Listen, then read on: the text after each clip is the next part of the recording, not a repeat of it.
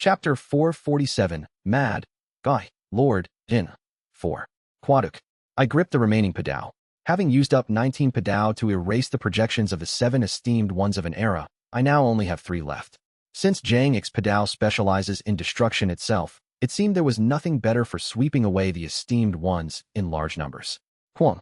Meanwhile, the wonderfully mysterious fortress has now reached Heavenly Lotus Mountain. Fortunately, at least 5 esteemed ones have been swept away. Since Jang X Padao attacks through the plane of soul, once it recognizes a target, the attack itself sends a shock to their main body. Even though I only struck their projections, the main bodies will probably need several years just to focus on recovering from the damage. I look toward the remaining esteemed ones. There's esteemed one Sui Ryong, the vanguard of the Blood Ean realm, and the most powerful of the Blood Ean realm, esteemed one Yeon. Of all the ones left, of course, it's the most troublesome ones. I gaze at esteemed one Sui Ryong, a red giant with corals sprouting all over its body. Blink. The red giant's body is covered in what seems like countless eyeballs staring at me. Just like the last time I faced esteemed ones, reading intent isn't easy. Back then, I thought it was just the peculiar grotesque nature of the creatures from the Blood Ean realm, but now that I've reached this realm, I can tell. It's not a characteristic of the Blood Ean realm beings, but rather a trait of those at the level of esteemed one or above. Quang. Esteemed one Sui Ryong suddenly sits down on the spot. Then, sitting cross-legged, they begin to form hand seals. They're using their strength.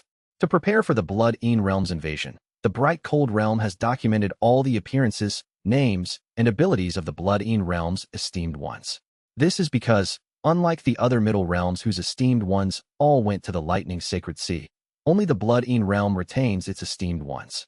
As a result, anyone of the Grand Cultivator level or higher is provided with information about the Blood Ean realm's esteemed ones. Esteemed one Sui Ryong's abilities involve curses, heart demons, and environmental control. Curses, heart demons, and environmental control aren't particularly scary. What's most terrifying about that esteemed one is their god-invoking, Jangsan, ability. Esteemed one Sui Ryong is famous for summoning and commanding the power of the Blood Ean realm itself. Kuguguguk. From where Sui Ryong sits, red coral begins to sprout everywhere. Oh, negative forces gather around him, and countless heavenly demons begin to emerge. As they revolve around Sui Ryong, they start to form some kind of ritual formation. If that formation is completed, a portion of the Blood Ean itself will descend upon Sui Ryong, granting them their authority. I just have to stop it in the middle, but the real problem is... I glance toward Yeon, who's glaring at me. Though they haven't rushed toward me after seeing I still have Jang X Padao, if I try to charge at Sui Ryong, they seem ready to attack at any moment. The Yellow Dragon race is already infamous for its strength, and this Yellow Dragon has even mastered sinister devilish arts to become an esteemed one of the Blood Ean realm. They're a monster that can't be compared to something like Yuk Rin. Even though they're only projections, perhaps due to the support from the Blood Ean realm, both of their presences are as intense as their main bodies. Can I do this? I have to face 2 esteemed ones. I sharpen my mind to the extreme. I can do it. No, I must do it. Do. My entire body begins to expand again.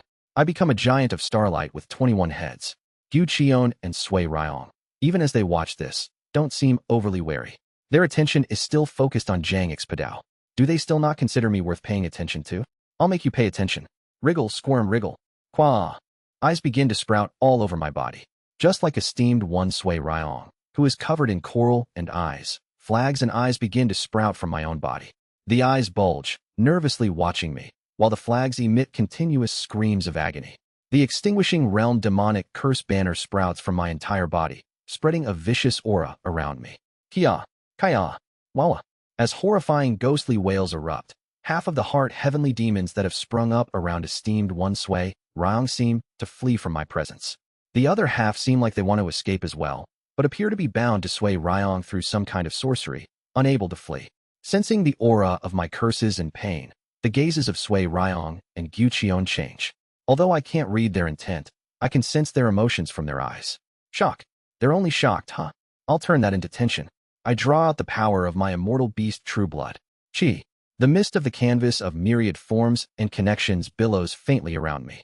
The strength of my body expands even further.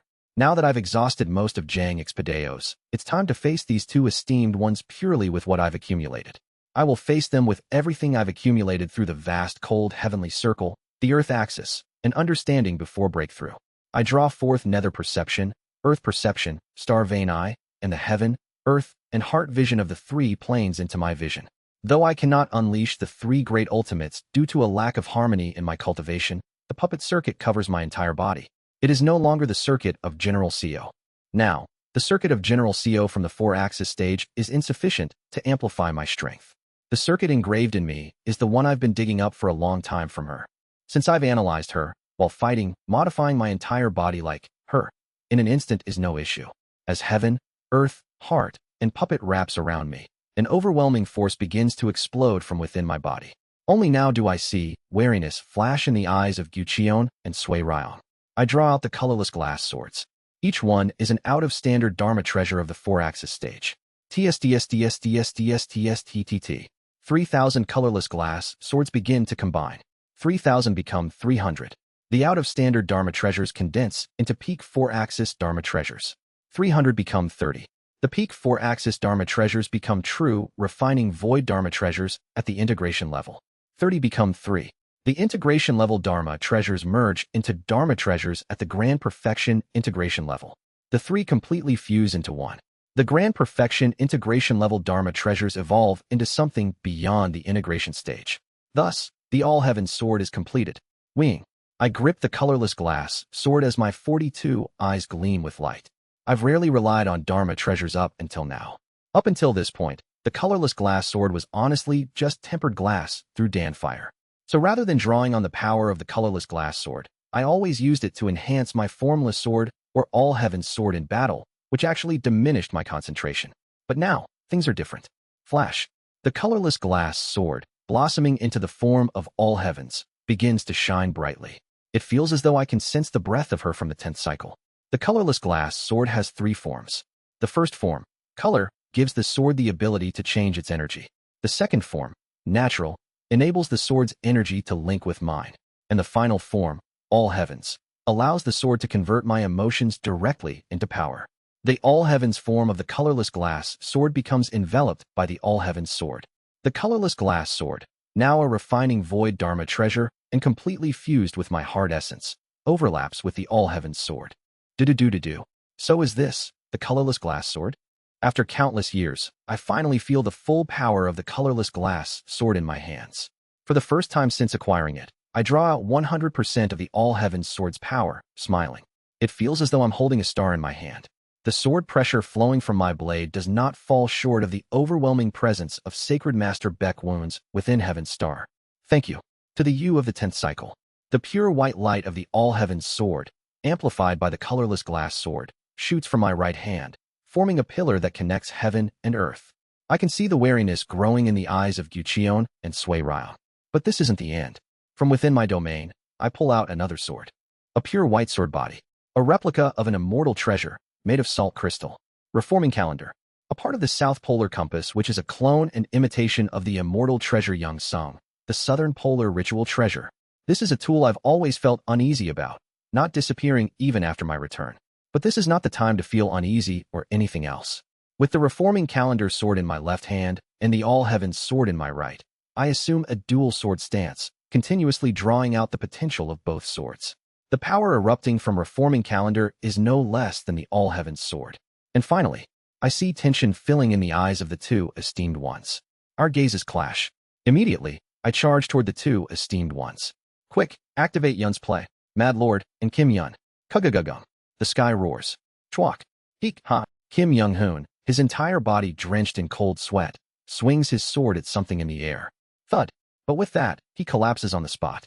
He has succeeded in cutting down the heart demons that had tormented him. But now he is so drained that he cannot even move. Damn it. Bang. He slams his fist into the ground. His hands tremble. The realm CO Eunhyun named Void Shattering. Kim Young-hoon has tirelessly strived to reach that realm. But this is a realm that's not easily grasped. Even after reaching the peak of seated detachment, standing oblivion, it remains the same. He has not even a clue how others reach that realm. He knows it isn't something that can be achieved through mere effort. It requires the will to burn oneself to the point of destruction. But how am I supposed to do that? He must return. However, to rise beyond this stage, he needs to embody emptiness. And he cannot embody emptiness without forgetting everything precious to him. Are you telling me to abandon the reason I practice martial arts? Kim Young-hoon is an ordinary person. He led an ordinary school life, completed ordinary military service, graduated from an average university in the Seoul metropolitan area, and dedicated his life working for an average company. He met Oh Yeon, the daughter of one of the company's board of directors, Oh Young-cheol, and got married, living an ordinary married life. Sometimes they argued, sometimes they were harmonious, and sometimes they were happy together. They had an ordinary married life. They were ordinary days. He was a man who had lived an ordinary life his whole life, and he was someone who had devoted everything to protect that ordinariness. Kim Young-hoon is the head of his family. How? Can you tell me to give up? He pounds the floor of the wonderfully mysterious fortress and shouts. With trembling hands, he picks up his blade. I can't give up. Seo Eun-hyun suggested embracing connections, but Kim Young-hoon refused. Because it isn't his own enlightenment. He can't accept everyone like Seo Eun-hyun, with his wide-open heart. He isn't tenacious like John Myung-hoon, who relentlessly pursues a single goal to the breaking point. He isn't smart like Kang Min-hee, who can solve problems easily. He isn't physically strong like Oh Hyun-suk either. He doesn't have impressive specs like Kim Yeon. And he isn't quick-witted like Oh Hyeseo. Because of that, he earnestly hopes to gather with everyone, to return home. As he watches the battle between Seo Eun-hyun and the two esteemed ones, one that even the phrase shaking heaven and earth is insufficient to describe, he can tell. Seo Eun-hyun is being pushed back. The corrupted yellow dragon Yeon is too strong. If it were a one-on-one fight, Seo Eun-hyun might have had the upper hand, but the two-on-one situation is driving Seo Eun-hyun into a corner. If it continues like this, Seo Eun-hyun will be defeated, and they will all be annihilated. Of course, Kim Young-hoon is confident that he can survive. The record of transcending cultivation and exhausting martial arts, and the surpassing radiant saber. Because they are martial arts so perfect for escaping. But he cannot do that. I cannot give up. His family, and his comrades who are like family. He cannot give up a single one because he, too, has come to deeply understand the preciousness of these connections. Clink. He grabs his saber and stands up, tears streaming down his face. Then, he begins to focus his mind on all the martial arts he has accumulated. He cannot give up either side. But he also cannot sit down and cry forever. Because he is an adult. I don't know how Seo Eun-hyun did it. In any case, it's impossible to easily understand someone else's realization. So, he'll use his own method. I will reach the next realm with my own way. Pat. The countless connections in Kim Young-hoon's mind begin to disappear. He momentarily focuses all his attention inward to his saber. Everything in this world vanishes except for his martial arts. He embodies the emptiness in his heart, and his eyes shine. There's no need for later or tomorrow. Now, Pat. Golden radiance begins to burst forth. Now, right this moment. I must reach it. Beneath the red sky, a golden sun rises, surpassing radiant Genesis form. Second style. Golden dawn unfolds. Jin Xiao Wei Kai. TL/in. The shack dawn also means to know, to understand. The golden dawn opens. Kim Young-hoon's body ignites. Golden radiance blazes from his entire being. In that instant, though it is only a single moment, he enters emptiness. His plane rises. Is this the world you see? With that final thought, the existence known as Kim Young-hoon disappears from the world. What remains is a single, sharp, golden radiance. The flash of light, Shanggong, cleaves through the red coral giant that had been channeling the power of blood Yin to strike Seo Eun-hyun. An immense scream envelopes the area. Pasasasa. Beyond the back of the coral giant, Kim Young-hoon reappears amidst the scattering golden light. Are you watching Seo Eun-hyun? He thrusts his fist forward, watching Seo Eun-hyun, who is now engaged in a one-on-one battle with the yellow dragon. I, too, have taken a step forward. With that thought, Kim Young-hoon faints. Kururum. I glance down as I confront Yeon, who is pressing me down with overwhelming force. I've always believed. It seems he has finally found his own answer, taking one step forward. Though he hasn't fully established his enlightenment and completely entered the realm, he's clearly grasped the concept. Now, the only thing left is my side. I look at Yeon, who fights me on equal footing, and smile with all 21 mouths. What will you do now? The one breaking my curses is gone.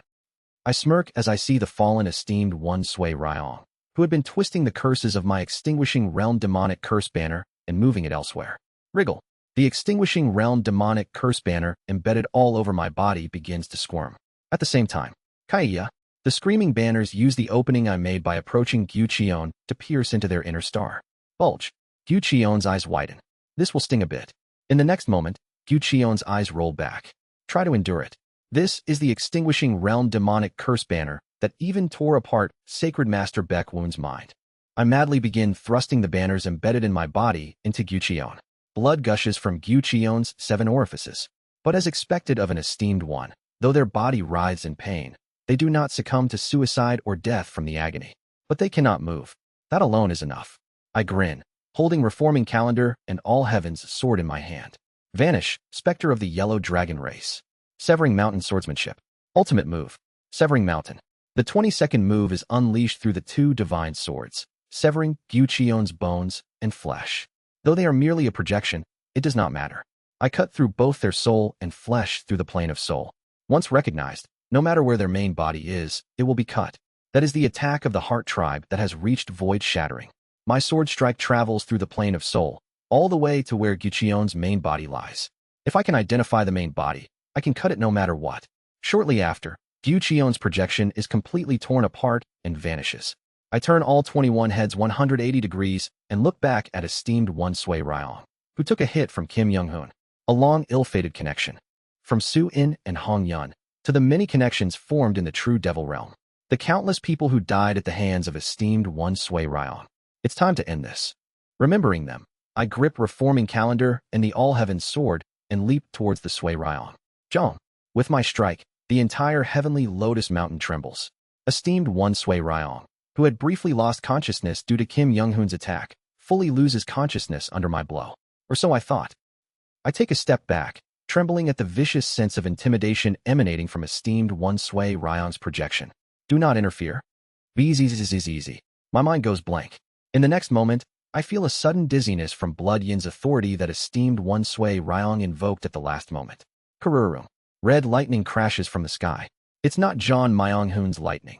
It's a sign that Blood Yin's authority is gradually taking control of the world. Kwarung Karuru. 7 streaks of blood lightning strike the ground. At the same time, dimensional gates begin to open at the points where the blood lightning struck. The Blood Yin realm 7 esteemed ones of an era. Their main bodies are beginning to be summoned. I swing my sword to shatter the dimensional gates, but it's useless. As if the authority of Blood Yin is protecting them, my sword doesn't even cause a budge. Judging by the weakened aura I feel, it seems they've been shaken by Jang X Padao and my earlier attack. But even if we fight while accounting for the fatal wounds, the combined strength of those 7, around 3 esteemed ones. Perhaps there's considerable resistance crossing the dimensional gates because they are esteemed ones, as the summoning process is slow. However, that's not the problem right now. The reason my head felt dizzy just moments ago.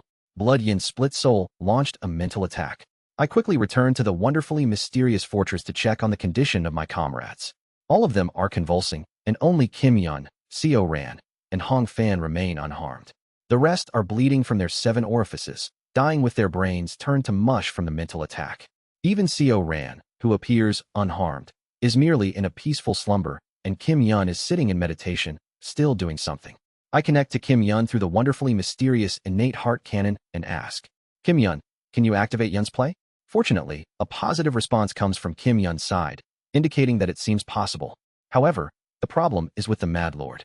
I rise to the upper level of the wonderfully mysterious fortress where the Mad Lord resides. The Mad Lord is dying there with his brain completely mushed. For those at our level, regenerating a brain isn't difficult, but the mental attack had directly struck his soul, making regeneration difficult.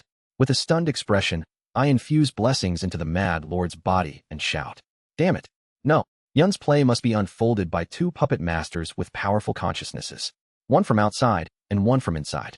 And the method to activate the Yun's play from the inside is known only to the Mad Lord. It's when I'm racking my brain to find a solution. Step. I flinch in surprise at the shadow of a person that appears before me. It's Seo Huiol. He laughs as if he can't believe the situation. To think I'd be treating the Mad Lord in my lifetime. Well, it can't be helped since time is pressing. Blink. As he reaches out towards the Mad Lord, an eyeball sprouts from his hand. Tainted soul filling the heavens. What Blood Yin just used is an application of purple soul filling the heavens. As you already know, purple soul filling the heavens is a secret art of inheritance. Blood Yin is currently trying to seize this world by giving themselves as an inheritance to the bright cold realm. In the process, they infused a part of their consciousness into you all, who are a part of this world. His explanation continues. In short, those who were hit by Blood Yin's purple soul filling the heavens and whose brains are now mushed will soon turn into Blood Yin themselves. I look down at the Mad Lord, but then I glance at Seo Huiol and speak. Judging by the look on your face, you must have a solution. He is still smiling as usual. Didn't Daoist Seo also obtain purple soul filling the heavens in the ancient force realm? And it seems you've fully made it your own. With my tainted soul filling the heavens, and your purple soul filling the heavens. We will prevent the Mad Lord's mind from being eroded by blood Yeon. After awakening his mind through a powerful consciousness, we'll restore his memories through my wife's authority. You remember what we did before, correct? Before. Co Hweol's words likely refer to the time when he, Kim Yeon, and Oh Hyeseo joined forces to peer into the Mad Lord's memories in order to deal with Kong Min-hee. At that time, we temporarily erased his memories, but this time, we'll revive them. For that, we need the power of Taoist Co, a fifth-stage manifestation heart tribe.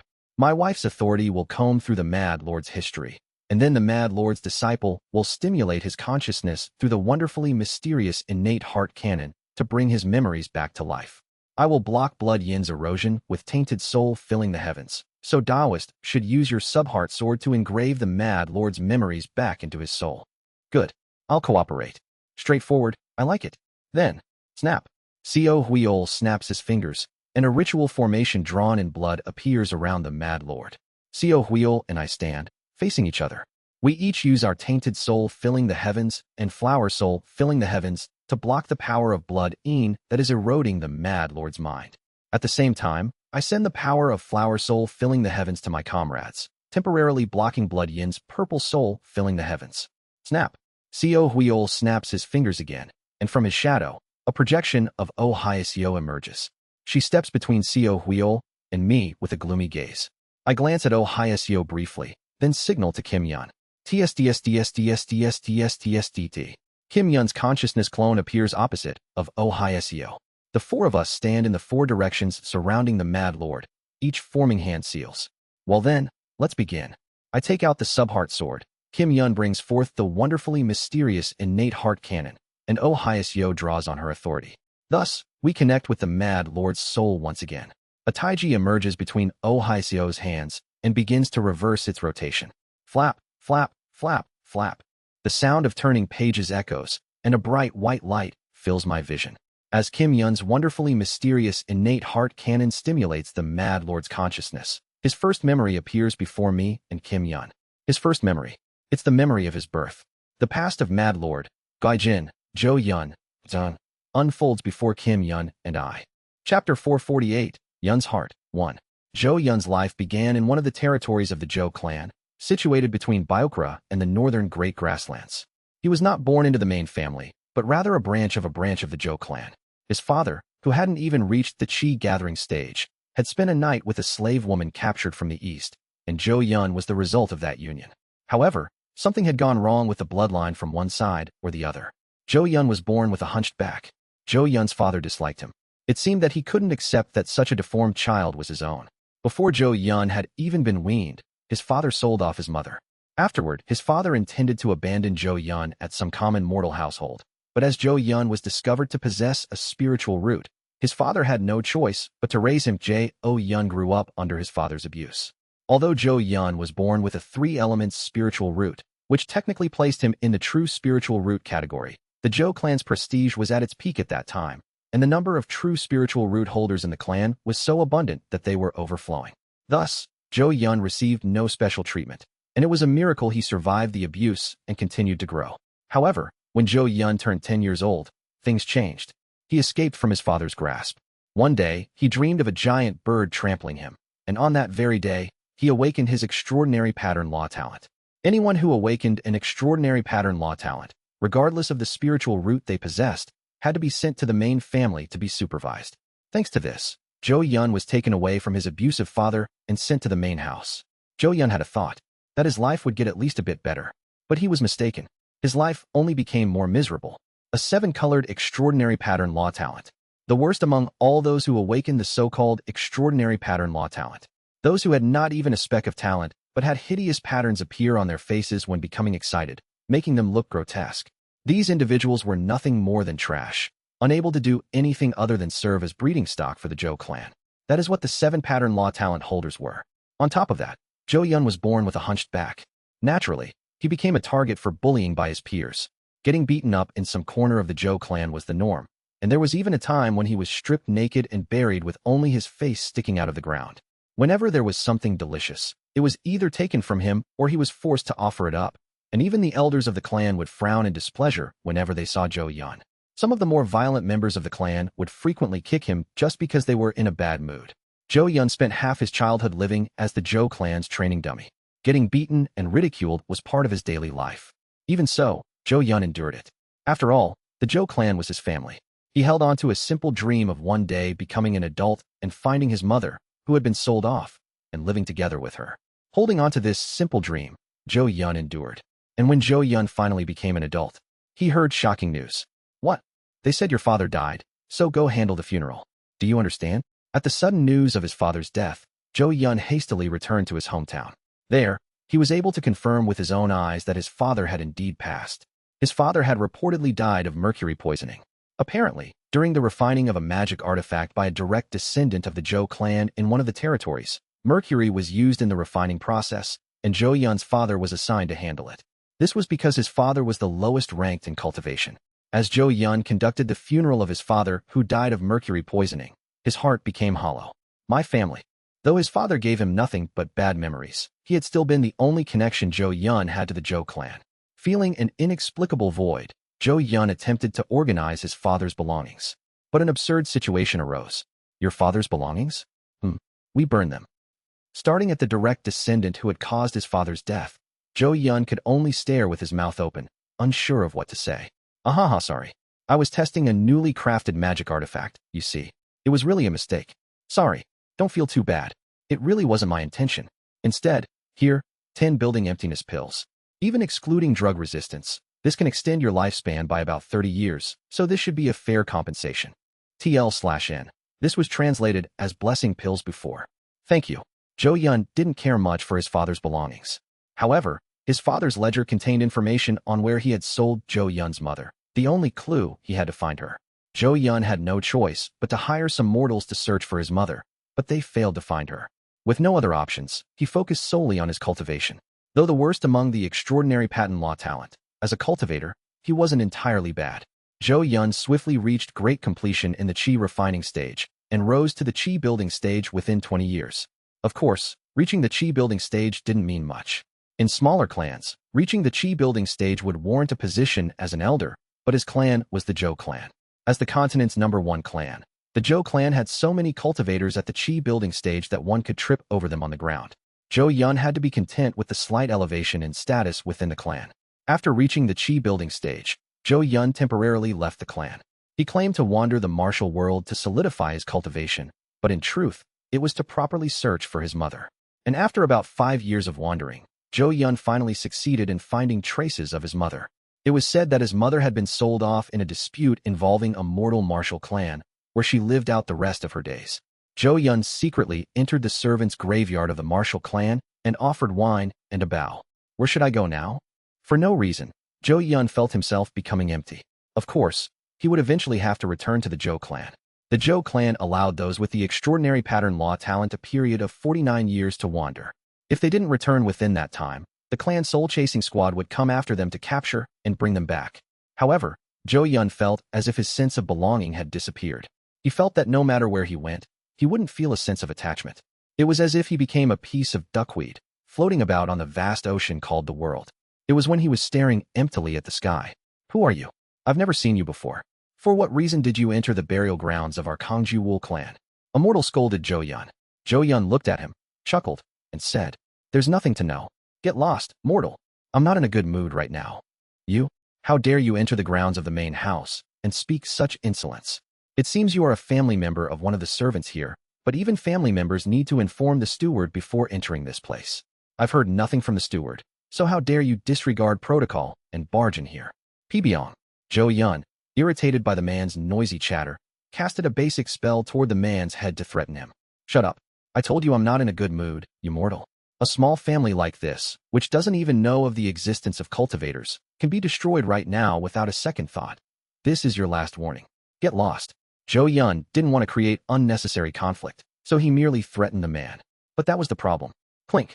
Instead of backing down, the man's eyes gleamed with a burning desire to fight as he gripped his 2 short spears in both hands. Oh, so you're a distinguished guest. This will has failed to recognize the noble. I apologize. However, there are rules in a clan. If you wish to visit the burial grounds of the main house, you should have informed the steward first. This bastard, to the end. Yeon, floating several spells around him, glared at the man. And then, for a brief moment, Yeon flinched in surprise. You have a spiritual root. The consciousness that flowed around the man suddenly condensed into a spherical form, similar to that of cultivators. The man smirked and said, I don't know what that is, but I do know one thing. This is the realm called 5 energies converging to the origin. A mortal's confidence, good. Let's give it a go. If you bore me, you'll pay the price for disturbing my mood. You're quite arrogant. Just a few months ago, this body realized the essence of the spear. I am stronger than even the #1 spear under the heavens. That day, Yeon, at the early Qi building stage, clashed with Wool by Yerbi, a reclusive martial master of Biokra's martial world. Yeon, looking at his slowly healing wounds, glanced over at Woolbai. I almost died. If Woolbai hadn't fainted while standing, and had instead thrust his spear into Yeon's head, what would have happened? He would have surely died. A Qi-building cultivator like him, dying to a mere mortal. After waiting for all his wounds to heal, Yeon approached Woolbai, pried open his mouth, and crushed a medicinal pill for external wounds, placing the powder inside his mouth. Not long after, Woolbai regained consciousness. I lost. Truly, I never expected there to be someone this strong. Yeon clicked his tongue as he looked at Woolbai. In my clan, I'm an existence lower than a bug. Yet, you struggled against someone like me, and what? Stronger than the #1 spear under the heavens? Ridiculous fool. Big Bro's clan must be truly terrifying. For there to be so many stronger than Big Bro. Do you not know anything about the cultivation world? And why am I your Big Bro? Isn't it normal for men to address each other as brothers after exchanging blows? Yeon clicked his tongue again as he looked at Woolbai. Strangely though, it didn't feel as bad and upsetting as when he was beaten by his own clan's brothers. Instead, a rather refreshing feeling? Before he knew it, Yeon found himself unconsciously laughing along with Woolbai. How about becoming my disciple? Yeon, having never formed a relationship with anyone, proposed the best kind of human relationship he knew to Woolbai. But Woolbai shook his head. I'm sorry, Big Bro, but I already have a master. But even if I can't become Big Bro's disciple, I can become your friend. Friend? Yeon was taken aback by the unfamiliar word. Having never had a single friend since childhood, the word friend felt all too strange. But whether Yeon found it strange or not, Woolbai simply pushed forward. That's right, a friend. From today on, Big Bro and I are friends and brothers. Wait, hold on. And so, Woolbai became Yeon's first friend. 5 years passed. Yeon spent the past 5 years working as a blacksmith for Woolbai's family. He made weapons for his best friend, Woolbai, and also came to learn about the martial world. The martial arts created by mortals to survive in their own way. A world where those who practiced these martial arts competed to determine supremacy, different from the world of cultivators. Although it was a much smaller world compared to the world of cultivation, Yeon found beauty in that small world. He came to understand the beauty of martial arts, the disciplined movements, the countless meanings of martial arts exchanged beyond them. The extreme where those martial arts meanings manifest as the interaction of intent at the pinnacle and 3 flowers gather at the summit, and beyond that, 5 energies converging to the origin. All kinds of thrilling martial art realms. For the first time in his life, Yeon wanted to use all of his talent to create the best weapon for his friend who lived in this world of martial arts. Thus, he lived as a blacksmith at the Wool clan, forging thousands and tens of thousands of weapons. Woolbai was always satisfied wielding the weapons he made. Since Woolbai could handle all sorts of weapons, not just the short spears, Yeon also found enjoyment in crafting various weapons. Whenever Yeon made a weapon, Woolbai would wield it, demonstrating martial arts that suited the weapon and explaining the meaning behind those martial arts. This sacred swallow folding crane martial move was created with the feeling of. This dignified joint restraining technique is. The 3 iron cannon martial art requires a strong rebounding force. And that rebounding force comes from. They were such enjoyable moments. However, those enjoyable moments did not last long. What? Wandering the martial world. Just as Yeon had left his home to wander, it seemed that something similar existed in the martial world as well. Yes, Hyungnim. Now that I've completed my martial arts, don't I need a disciple? As I need to find someone to inherit my progress. Please understand. I see. Yeon nodded. Since I was preparing to create a cultivation method based on the intent you taught me, it's actually good timing. Go ahead. I originally wanted to ask you to come with me. That sounds good too, but parting for a while will also be good. Yeon smiled as he spoke. He was excited at the thought of creating a cultivation method using intent to surprise Woolbai. I'll head to my clan's territory for a while to make a cultivation method and prepare a gift for you. So you go build your reputation and come back. Haha, understood. If Hyungnim says so, then I'll also prepare a gift for Hyungnim and meet you later. Until then, good. And so, the two parted ways. Yeon went to a nearby territory of his clan, referencing the clan's resources to create a cultivation method, and began crafting a weapon for Wulbai. It was a pair of short spears. For Wulbai, through Wulbai, to be unfolded by Wulbai. Short spears made solely for his martial arts. To create the perfect weapons, Yeon secluded himself and worked on them for several years. 10 years passed. Yeon finally completed the pair of short spears that best suited Wulbai's martial art, the paired wing spear technique, and set out to gift them to him. However, Yeon had misjudged one thing. It was that the sense of time for cultivators and mortals are entirely different. For Yeon, a cultivator in the chi building stage, 10 years was merely just a short time, but in the martial world, 10 years was enough time for even mountains and rivers to change. Having been abused, bullied, and ostracized since childhood, Yeon had always lived keeping the doors to his heart closed. Aside from Wulbai, there was virtually no one Yeon had properly opened up to. Thus, he completely failed to perceive that the sense of time for cultivators is completely different from that of mortals. Other clan members at least interacted with others enough to be aware of the sense of time for mortals, but not Yeon. As he stared at the completely ruined Wul clan, he dropped the spears he had been carrying in his embrace. This, what? It was a tragedy born from the difference in the sense of time between cultivators and mortals. Yeon quickly inquired about the cause of the Wul clan's downfall. He soon learned the truth. The Wul clan had rapidly risen to prominence centered around Wulbai, the #1 spear under the heavens, but at the same time, they attracted the jealousy of countless others. Furthermore, the Wul clan was filled with the highest grade weapons made by Yeon.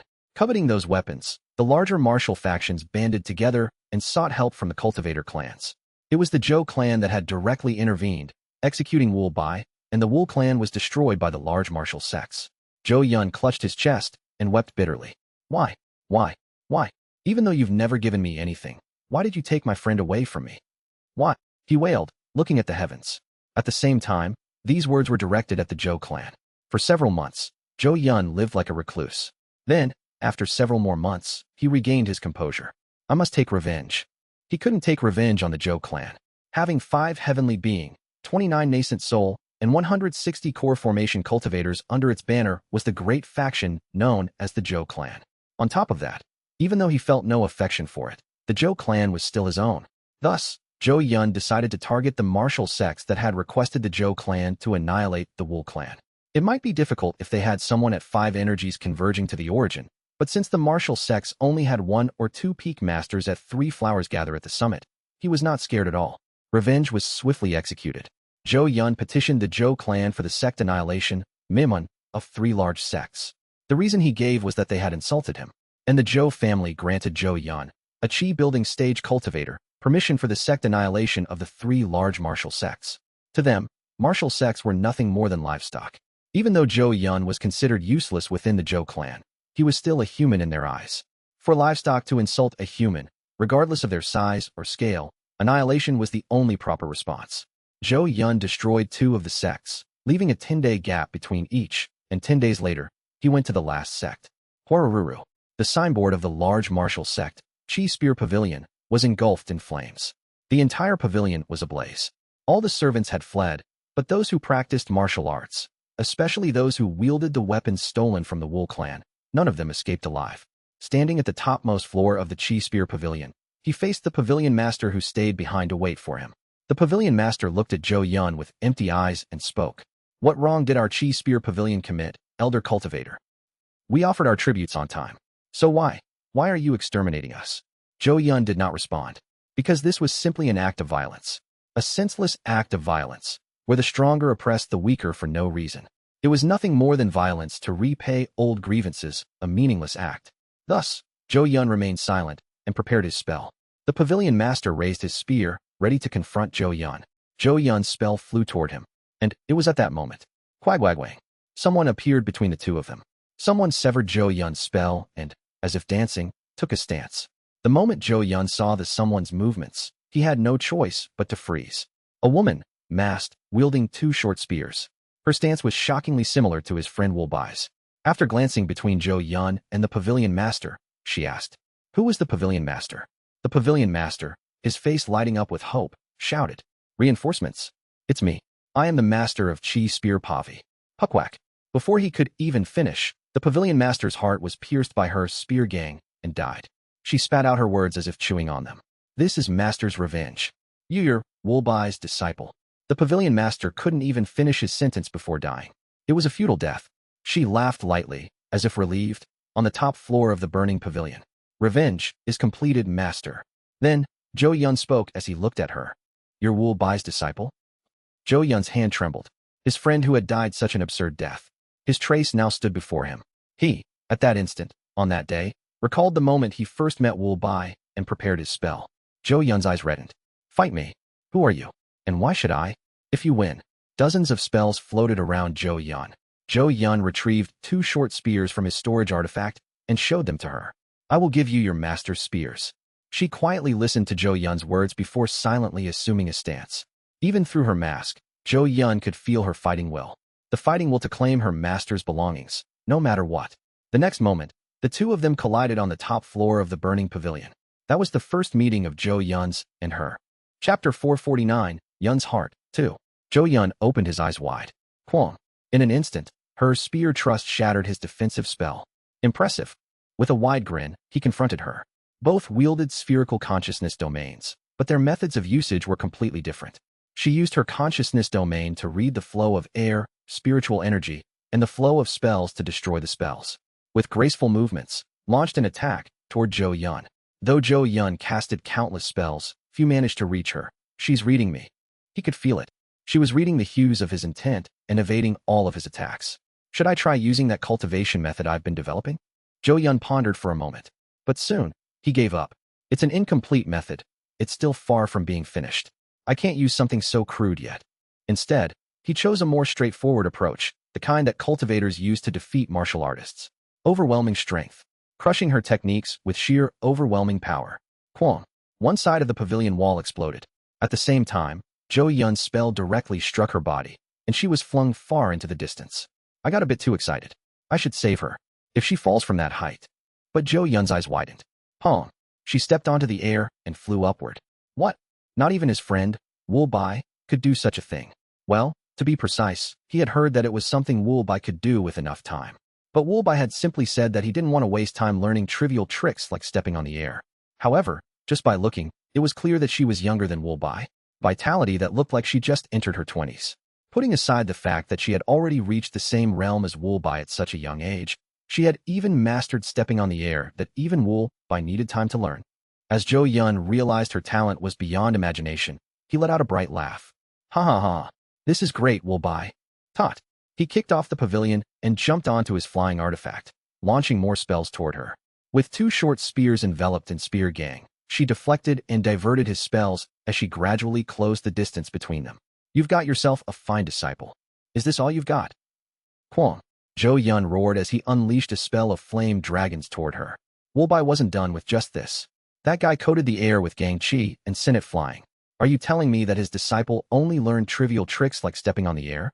Did you really learn anything properly? Kook, show me more. Show me more of what Wulbai taught you. He even pulled out a magic artifact from within his robes. The horsetail whisk magic artifact radiated intense heat as it surged toward her. Kwang. She cloaked her entire body in protective gang chi and swung her dual spears. But it wasn't easy. Yeon remembered the spear techniques Wulbai had once displayed and dodged her attacks, pressing her even further. Before long, while fighting in midair, the two of them had moved from the upper floor of Chi Spear Pavilion, where they first clashed, to an isolated forest. Woodwook. As Yeon formed hand seals, the trees rapidly grew and rushed toward her like tentacles. She wielded her spear, slicing through the branches in the air as if dancing. She's gradually losing energy. Yeon smiled as he watched her. She wasn't on the same level as Wulbai in his prime, but she was quite strong. However, at that age and with that level of skill, given time, she might very well surpass Wulbai. Yeon was truly delighted. His friend remained alive within her, in the form of martial arts. Gradually, the distance between Yeon and her closed. At first, it was she who had approached Yeon to wound him, but now it was Yeon approaching her. Just a little more. Just a little closer. Wulbai? So he could feel the traces of his first friend. Kwang. Yeon swung his whisk, sending a bird of fire at her before moving in close. He didn't think it was dangerous. Different from when he met Wulbai at the early Chi building stage. Yeon had grown significantly.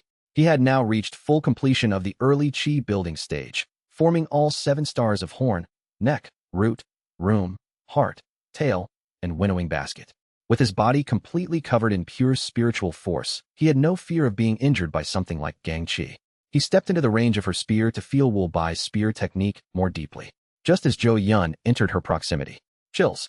He saw her fighting Wu beyond the mask and felt shivers down his back. Wait, this is... The spear was changing. Wu Bai's paired wing spear was beginning to evolve. No. He was so shocked to the point of his eyes bulging out. Pushed to her limits, she was evolving the paired wing spear. The technique was changing. No, it was evolving. Kwang. Her spear gang struck Yeon's protective pure spiritual force. Yeon was shocked to the point his heart almost leaped out, but at the same time, he smiled with satisfaction. A disciple with talent surpassing Wu Bai. Though Wu Bai was no longer in this world, Yeon felt he understood what Wu Bai must have felt in his final moments. To this child, he entrusted everything and then died. With talent like this, Wu Bai surely departed without any lingering regrets. Freely and without burden.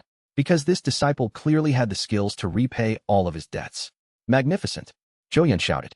From behind her mask, he could feel her labored breathing. As expected, it seemed she was nearly drained of her internal energy. Yeon laughed heartily as he spoke. You've not only inherited everything from Wu Bai magnificently, but even evolved beyond it. You are. Just then. Chills. Wait, what is this fighting will? It's not over yet. She adjusted her spear stance. Jolt. For a moment, Yeon felt her consciousness domain compress. Hot. Huh. He looked down in a daze at his chest. A hole the thickness of a strand of hair had pierced through Yeon's chest. Kukihyok. Yeon coughed up blood. Wait. He realized what she had done. A martial artist's gang chi couldn't normally pierce a cultivator's protective gang chi. So, she compressed the gang chi into a thread, maximizing its power in a split second to pierce Yeon's heart. My pulmonary artery is torn. His heart wasn't shattered, but Yeon could feel that his pulmonary artery had been ripped apart. Kihyok. He lost focus and fell from his flying magic artifact. And, absurdly enough, she too had exhausted all her strength and was falling. This reckless. Both of us are in midair, what are we supposed to do? Forcing himself to stay conscious, Yeon grabbed a handful of elixirs from his storage artifact and swallowed them. He then applied an emergency healing spell and a talisman to his chest. Afterward, he grabbed her as she fell, pulling her into his arms, and cast a floating spell. Cough. Perhaps due to the injury she inflicted on him, the spell faltered, and Yeon's floating spell was only half completed. Dying is. Images of his life flashed through Yeon's mind. Kwang. He crashed into an old tree growing at the edge of the forest, near a small path. Crash. Branches snapped, and the leaves, already withering and dying, fluttered to the ground. But by some stroke of fortune, both Yeon and the woman survived. Yeon, drenched in cold sweat, glanced around. They were on top of a tree. Crack. And just as he realized this, the branch they were on broke, and the two of them fell to the ground once more. Kuhuk. Ugh. Yeon coughed up more blood, trembling as he shakily grabbed another 1 or 2 pills, swallowing them before barely managing to sit up and circulate his energy. Chi 3. Even if he was a chi-building cultivator, the heart is a dangerous area. Until he reached the core formation stage, he was still bound by the fragility of human life. I almost died. If her spear had been aimed just a little closer to the center of his heart, Yeon would surely have been the one to die. He had narrowly escaped death. Looking at the old tree with its pale pink flowers, Yeon offered his thanks. Thank you. He leaned against the trunk and caught his breath. Then, he began to laugh heartily. Ha ha. Ahaha. Yeon cried. He cried his heart out. My friend, are you watching? The disciple who inherited your will has already surpassed you. The gift I was going to give you, you wouldn't mind if I gave it to your disciple, right? He retrieved the short spear he intended to give to Wu Bai from his storage artifact and placed it next to the still unconscious her. Afterward, he checked her pulse. She was still alive. Yeon looked at her face. Somewhere along the fall, her mask must have flown off, as it was nowhere to be seen. Her face was covered in pockmarks, perhaps from an illness in her childhood, and above one of her eyes was a large burn scar. Soon, she opened her eyes. She met Yeon's eyes, then hurriedly covered her face, looking around frantically until she found her mask. Only after hastily putting on the mask to cover her face did she face Yeon again. I've treated your internal injuries for now. I also treated your other wounds using my healing talisman, so your body should be fine. However, you've completely depleted your internal energy, so you'll feel weak. And also, Yeon pointed to the short spear he had placed beside where she had been lying. You won. That weapon is now yours. At those words, she looked between the spear and Yeon for a moment before asking, Excuse me, but may I ask your name? Were you perhaps an acquaintance of my master? Yeon smiled softly and said, Before I tell you my name, show me the paired wing spear with that spear. I'll tell you after I see it. Understood. She nodded and took Yeon's spear, taking her stance. Then, like a graceful dance, the paired wing spear unfolded from her hands. Yeon watched. It was similar to Wu Bai's spear, yet different. A spear more refined, but with Wu Bai's Yi still intact. He felt a momentary illusion, as if he had returned to the past when Wu Bai had demonstrated martial arts in front of him, explaining the moves with the weapons Yeon had crafted for him. Drip, drip. Yeon's eyes welled up again as he laughed. It's excellent. Wu Bai would surely be delighted, even in the afterlife. Thank you, senior. My name is Yeon, Zayan. What is yours? Ah, I've heard of you. She bowed to Yeon and said, I am Wu Hon, the adopted daughter and disciple of the #1 spear under the heavens, Wu Bai. It is my honor to greet my master's companion for the first time. Wu Hon, while offering her greeting, collapsed again mid-bow. Yeon chuckled. My apologies. You must have overexerted yourself showing me the spear while already exhausted. Yes, it seems I've embarrassed myself. No, it's my fault for making such a request. After finishing his words, Yeon leaned back against the tree trunk and looked up at the tree that took them in. Do you know what kind of tree this is? Judging by the flowers, it seems to be a quince tree. It's the season when quince flowers should be in full bloom, but seeing how few have blossomed, it must be an old tree. This tree saved us. Yeon stared up at the tree for a moment before speaking to Hon again. Where is Wu Bai's body?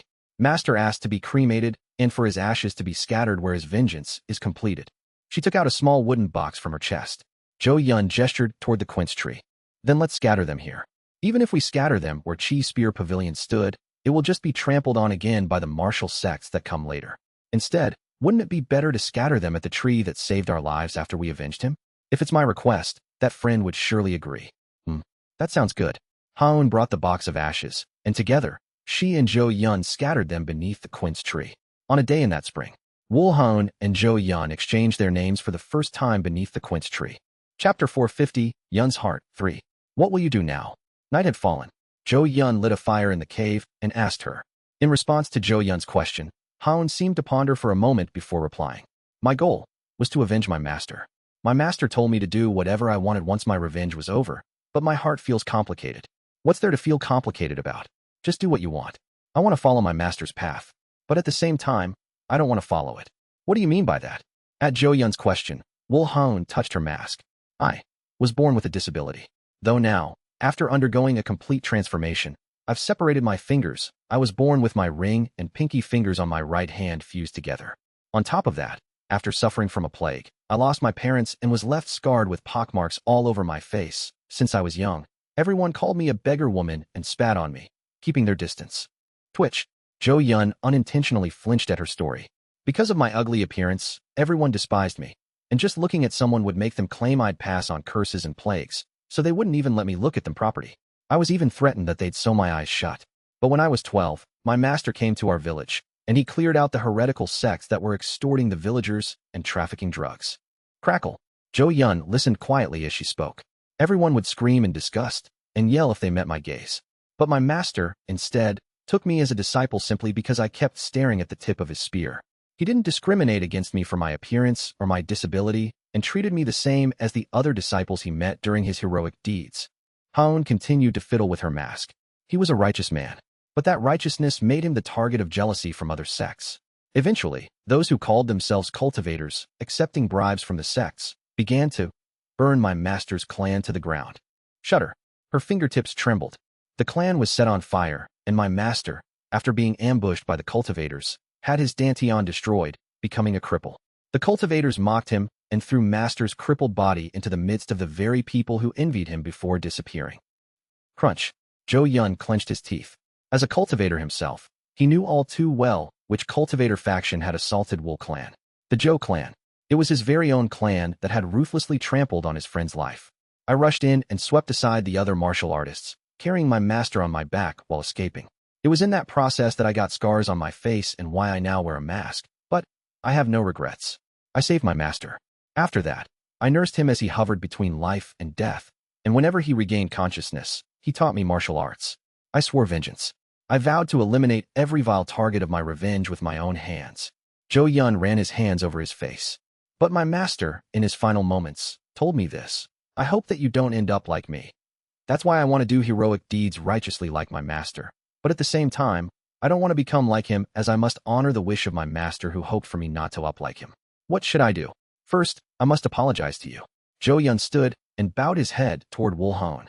Your master. The cultivators who crippled Woo-bai's martial arts. Shamefully, they were members of my clan. The truth spilled from his mouth. The truths of the cultivation world. And the circumstances that led the Zhou clan to become involved in the matter. I will apologize on behalf of my shameful clan. No, I give you my apologies.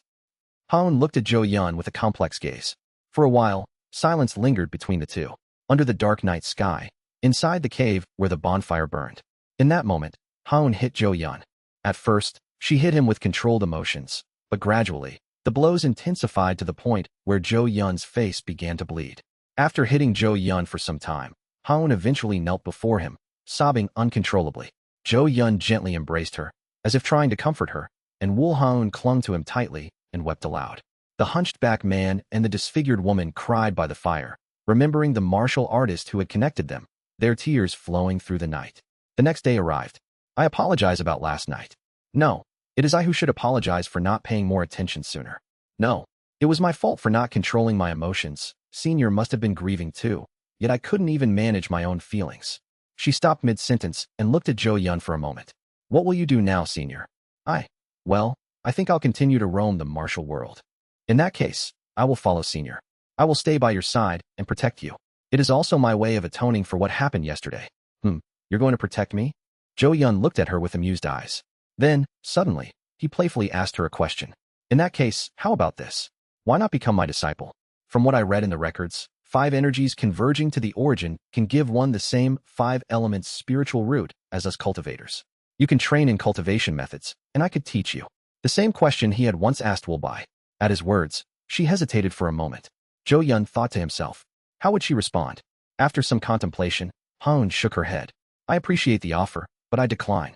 I have only one master. Besides, I still prefer martial arts. Ha ha ha. Yeon laughed in satisfaction at her answer similar to Woo-bai's. Good, I apologize. Do as you wish. I will continue to wander the martial world, and you can follow along, doing whatever you like. Understood. I will follow Senior from now on, and I will do heroic deeds as my master did, within my limits.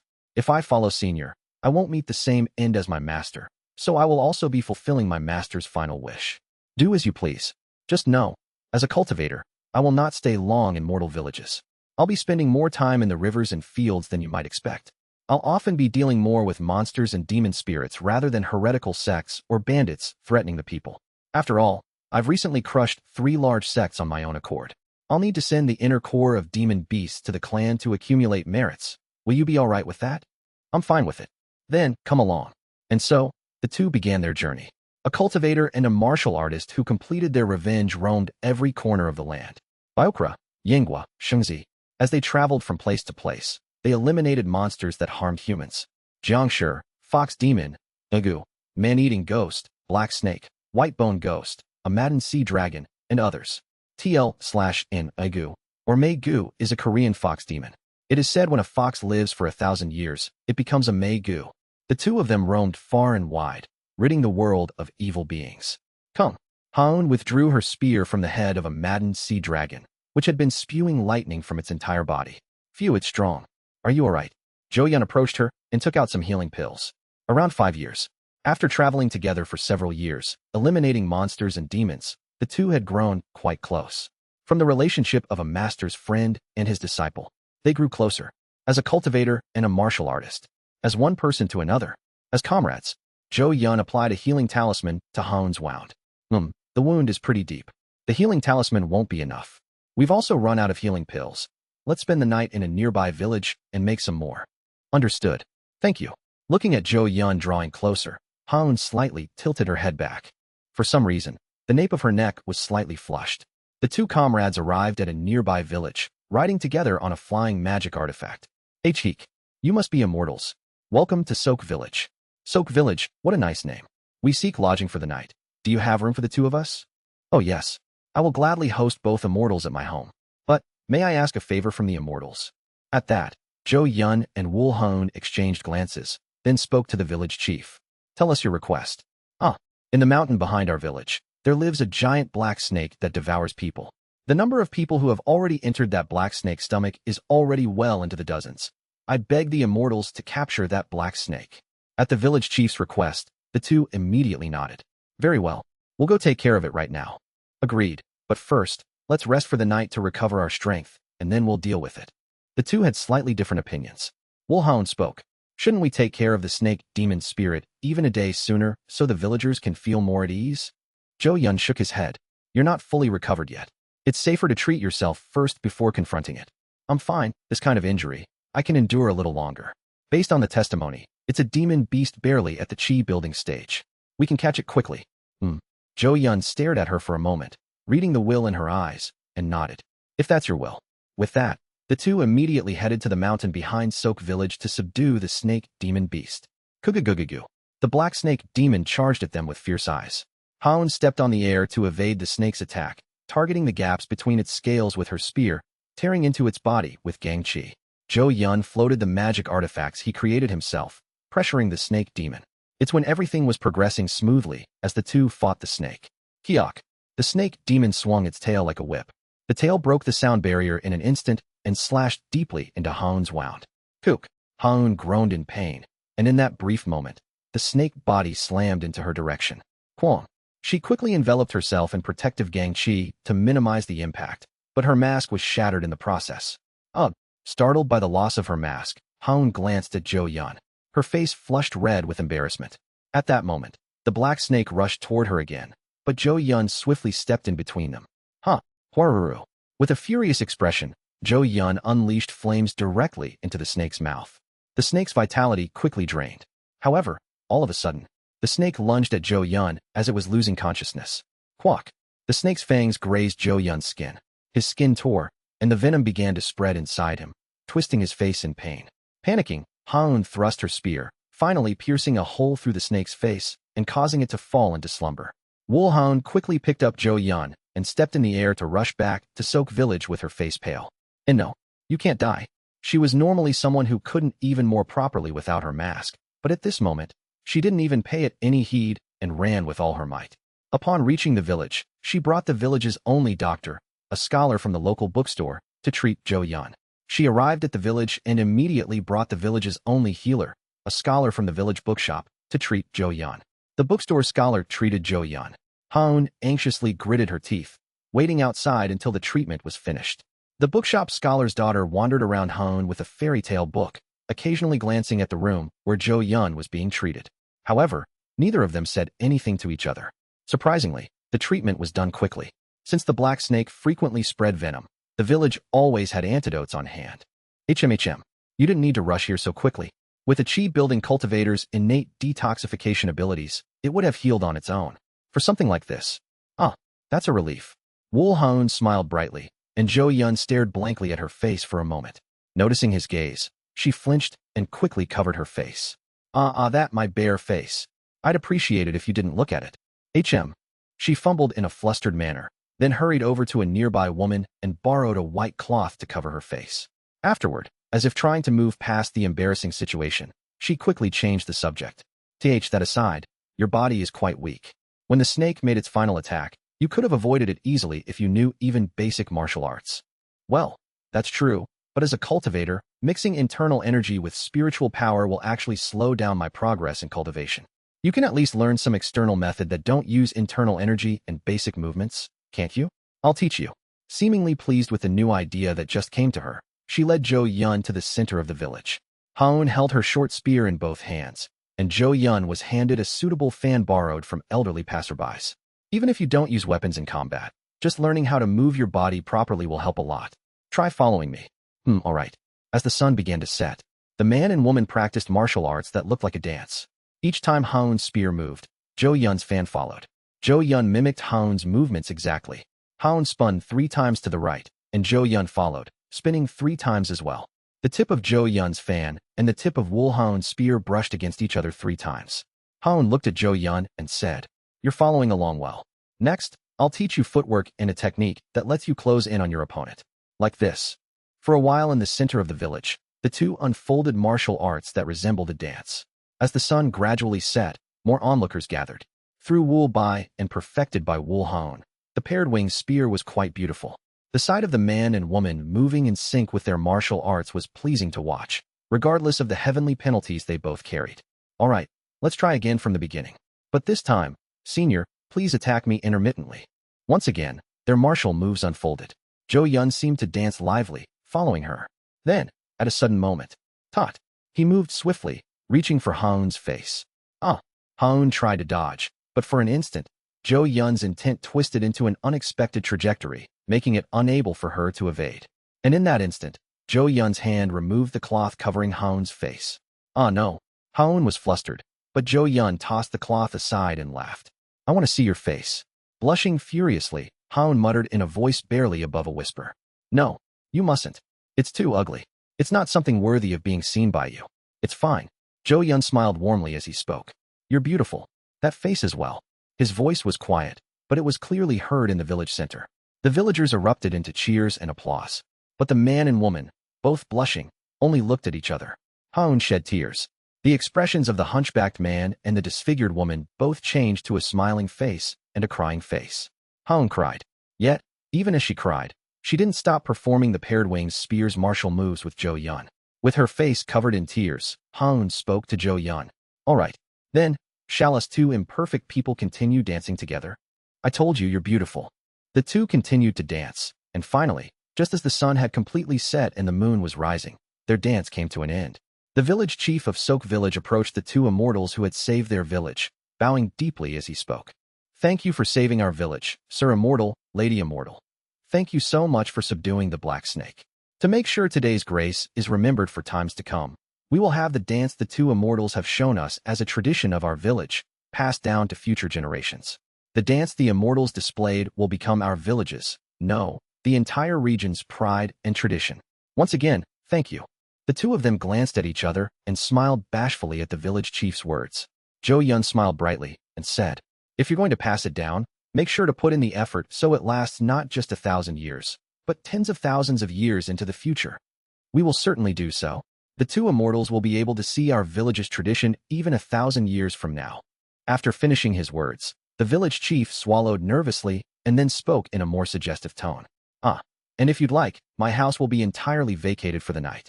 At that, both Yeon and Wool Hone blushed deeply and burst into hearty laughter. And so, on that day, the two connections became one. Chapter 451, Yeon's Heart 4. The very day Yeon was taught martial arts from Wool Hone and danced with her, the two finally became a pair. As the couple left the Sok village, they flew on a magic artifact, their bodies leaning a little closer to each other than before. From that day on, they were always together. Before, only their bodies were together, but now, even their hearts were completely intertwined. For the next few years, they continued to exterminate demon beasts together, deepening their love. At the same time, they both grew stronger.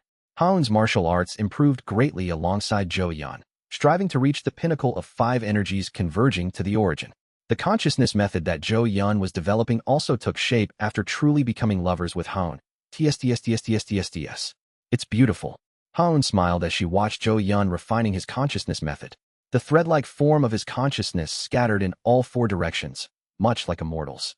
The threads of Yeon's consciousness, influenced by his current emotional state, were tinged with a violet hue, resembling tentacles at a glance. The threads were particularly connected to the 7 patterns on Yeon's face, making them seem even more intertwined with him. Recently, 2 of the 7 tattoos had begun merging into one, and because of this, Yeon's face appeared even more connected to the tentacles. The sight was somewhat grotesque. Yet, the appearance of those consciousness threads was strikingly beautiful, and Yeon, at the center, looked like an immortal being burning with the flames of consciousness. After calming his consciousness method, Yeon took off his mask and met Hone's gaze. By now, Hone no longer wore her mask. Perhaps it was because they wanted to see each other's faces more clearly. It's embarrassing. It's still incomplete, and the threads spilling from my whole body. Doesn't it look a bit strange? Hone watched Yeon return the consciousness threads to their spherical form and, after a moment of thought, spoke. Isn't it a matter of perception? Perception? Yes. If you see it as strange, it's strange. But if you look at it from another perspective, it's really quite beautiful. Just like when you said my face was pretty. That was genuinely enough. It's embarrassing, so stop it. What I mean is, it's only strange, Gucci, because you perceive it that way, but in my eyes, yes. Haun paused as if searching for the right word, then said, it's wonderfully mysterious, Chimao, in a way that's quite fascinating and beautiful. TL/N. Wonderfully mysterious also means wonderfully strange or strange and wonderful. Yeon blushed. Your choice of words is weird. You need to study more. No. What do you mean by that? Even after I complimented you. Ack, don't hit me.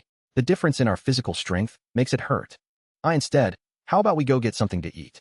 I'll buy you something delicious to lift your mood. After bickering for a bit, the two headed to a nearby village. As they entered the village, Haun held Yeon's hand. Phew. Though she was getting used to not wearing her mask, it still wasn't completely comfortable for her. Her pockmarked scars were from a rare plague that even complete transformation couldn't erase, and the burn scar was something she had purposely left to remind her of the anger she felt when she lost Wulbai. However, now that her vengeance was complete, the burn scar only brought her a deep sense of shame. But eventually, she found peace by holding Yeon's hand, ignoring the stares of the people as they headed to an inn together. All eyes in the inn turned toward them. A hunchbacked man and a hideously scarred woman. It was a combination that naturally drew attention.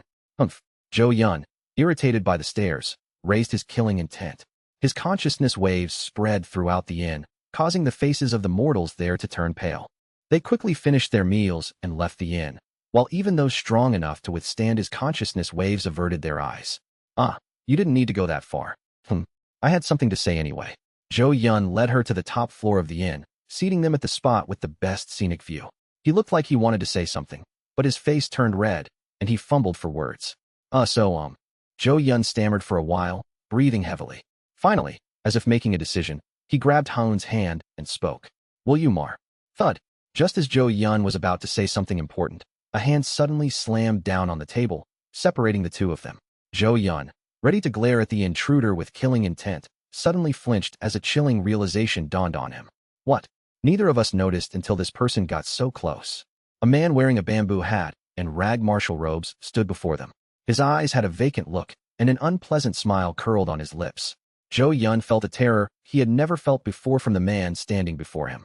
As Yeon and Haun stood frozen in place, the man smiled faintly and spoke. Ho. No need to be so tense, you two. I've only come to ask for your names. With a trembling voice, Yeon asked. Who might you be, senior? Ho. I wonder if you'd know if I told you. You see, I'm... Yes, the father of the ones you two killed during your heroic deeds. Chills. Yeon felt a chill run through his entire body. The only beings he and Haun had killed since they began their journey were demon beasts, which meant this man before them was the father of one of the demon beasts they had slain. And as far as Yeon knew, there was only one type of demon beast that could transform so perfectly into a human form.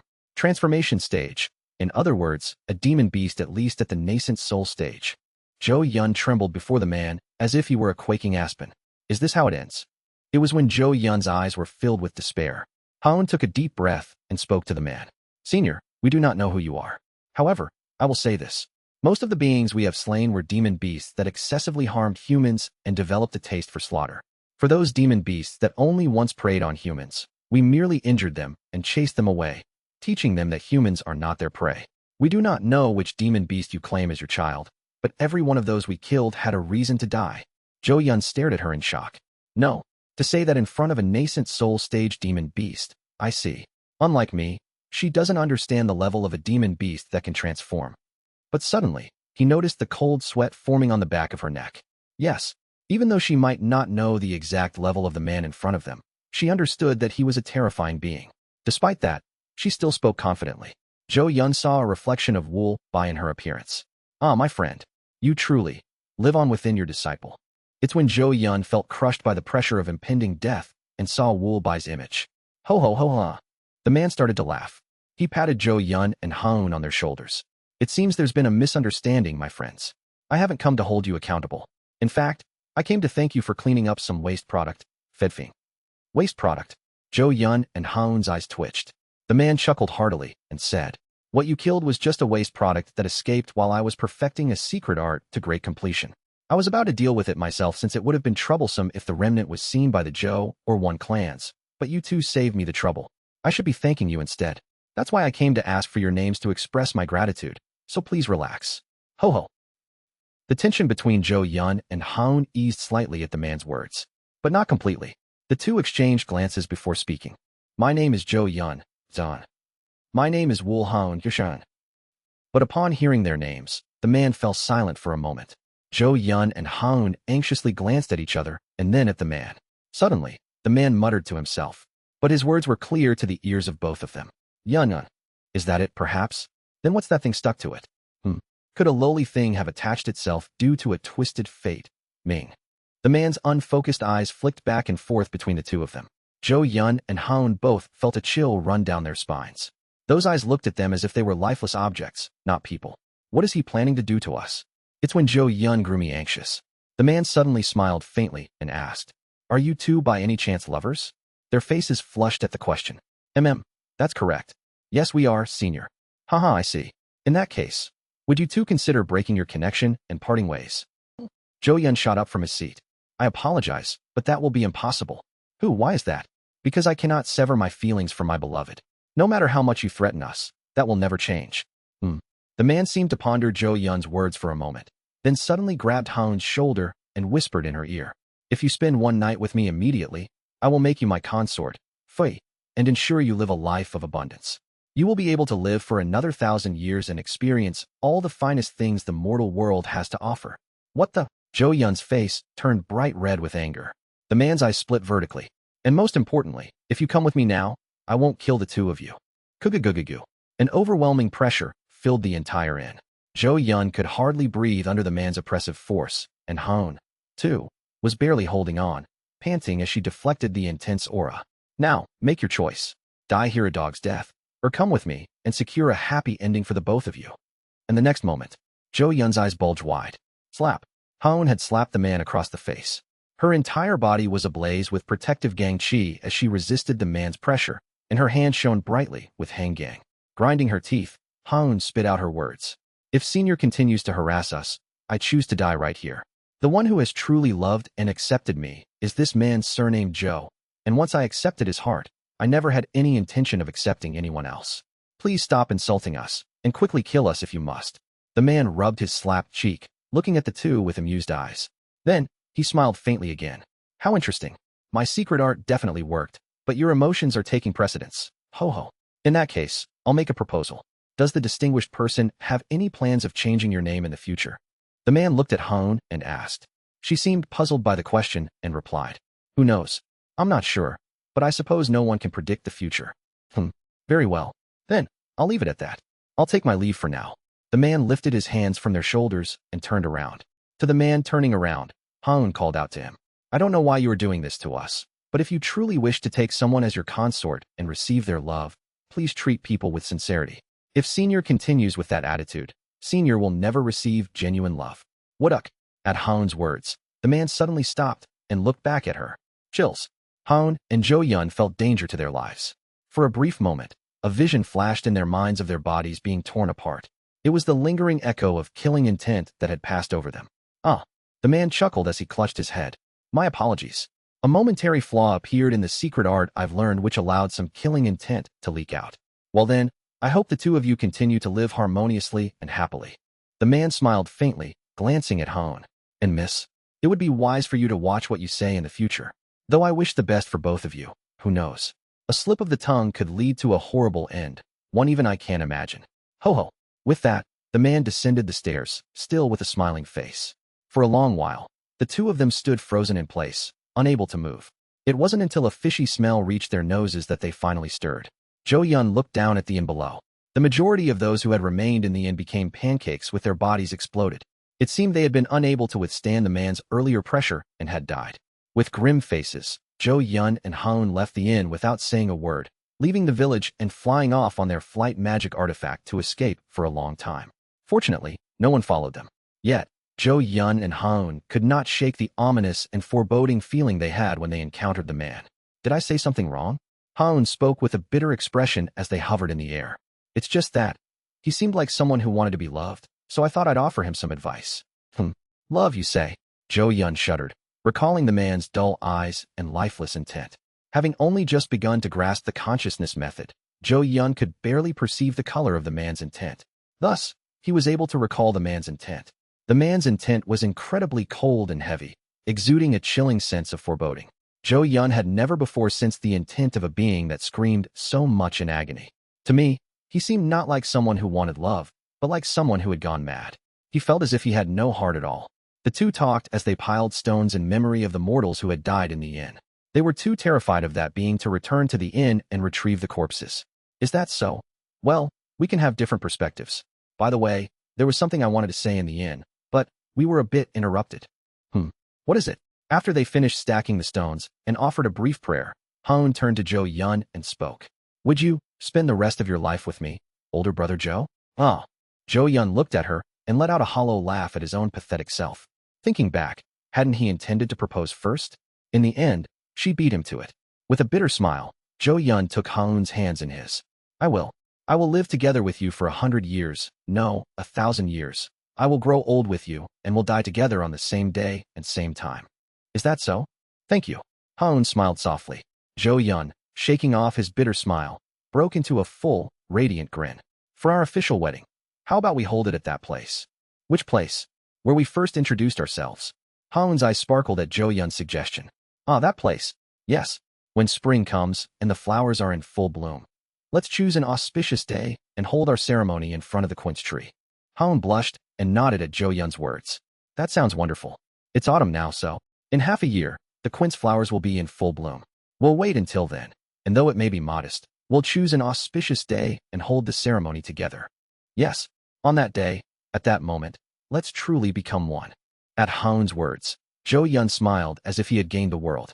TSDS. On his face, patterns of 7 colors emerged. 2 patterns that had been halfway merged fully combined, leaving only 6 patterns on Yeon's face. As they decided on the date, the two began preparing for their wedding gifts. Yeon borrowed a mortal's forge to pour all his talent into crafting the most fitting gift for her, while Yeon honed her martial skills even further. It was to undergo another complete transformation. When she had undergone her first transformation, she had left the burn scar to remind herself of Wool Bai's vengeance. But now, she had avenged Wool Bai within the limits she could. Thus, she no longer needed the scar. To become one with Yeon in her most beautiful form, she dedicated herself entirely to undergoing a complete transformation once more. And a month after the two had promised to marry, Yeon was taken away by the Zhou clan. What? Yeon stared at the clan's core formation elder in bewilderment. What do you mean by that? Can you not even understand speech, you foolish thing? Didn't I tell you that the clan head is formulating a grand plan? The Golden Divine Heavenly Thunder Sect, Black Ghost Valley, and the Grasslands Tribe Alliance. The east is too far, so it's difficult to make any moves there, but we're gathering all the nearby forces. I'm saying an empire that spans the entire continent will be created. Yes, I understand that. But what? Did I not say you are to soon enter into an arranged marriage with one of the late-stage disciples of Black Ghost Valley? So stop your wandering and prepare for your wedding. Please wait a moment. I am not fit for marriage. As you know, Elder, I am a hunchback, and my appearance is unsightly. But you are an extraordinary pattern law talent. That too. Initially a 7-pattern law talent, but after recent confirmation, you've evolved into a 6-pattern law talent. An extraordinary pattern law talent can only be born from the Zhou clan's pure bloodline. Moreover, for the talent to evolve to a higher stage means that your bloodline is even more pure and talented than most. As your bloodline is close to that of a direct descendant, your appearance is of no concern. But Yeon swallowed hard. A direct descendant of the clan? Had the clan ever once treated him like a direct descendant? If they had, he wouldn't have been doing something like wandering in the first place. Yeon decided to appeal not with logic or profit, but with emotion. I've already promised to marry someone else. Who is it? Perhaps someone from a major sect. No, it's not that. Although she's just a martial artist, she has exceptional talent. Kwon. Hihyok. Yeon coughed up blood as he was crushed by an overwhelming pressure. The core formation elder glared at him with his face twisted in fury. You filthy thing. Engaged to a beast? Not even a branch member, but an extraordinary pattern law talent. The face of the clan, engaged to a beast. You wretch, watch your mouth. If word gets out that you've been playing house with a beast, the Zhou clan will be the laughingstock of the world. Listen carefully, you fool. Mortals are not the same humans like us. They're beasts, livestock. To borrow the phrasing of the Golden Divine Heavenly Thunder Sect, they are non-human. There's already some dissatisfaction from Black Ghost Valley due to your hideous appearance, but if it's revealed that you engaged in bestiality, your arranged marriage will fall apart. The core formation elder continued to shout furiously.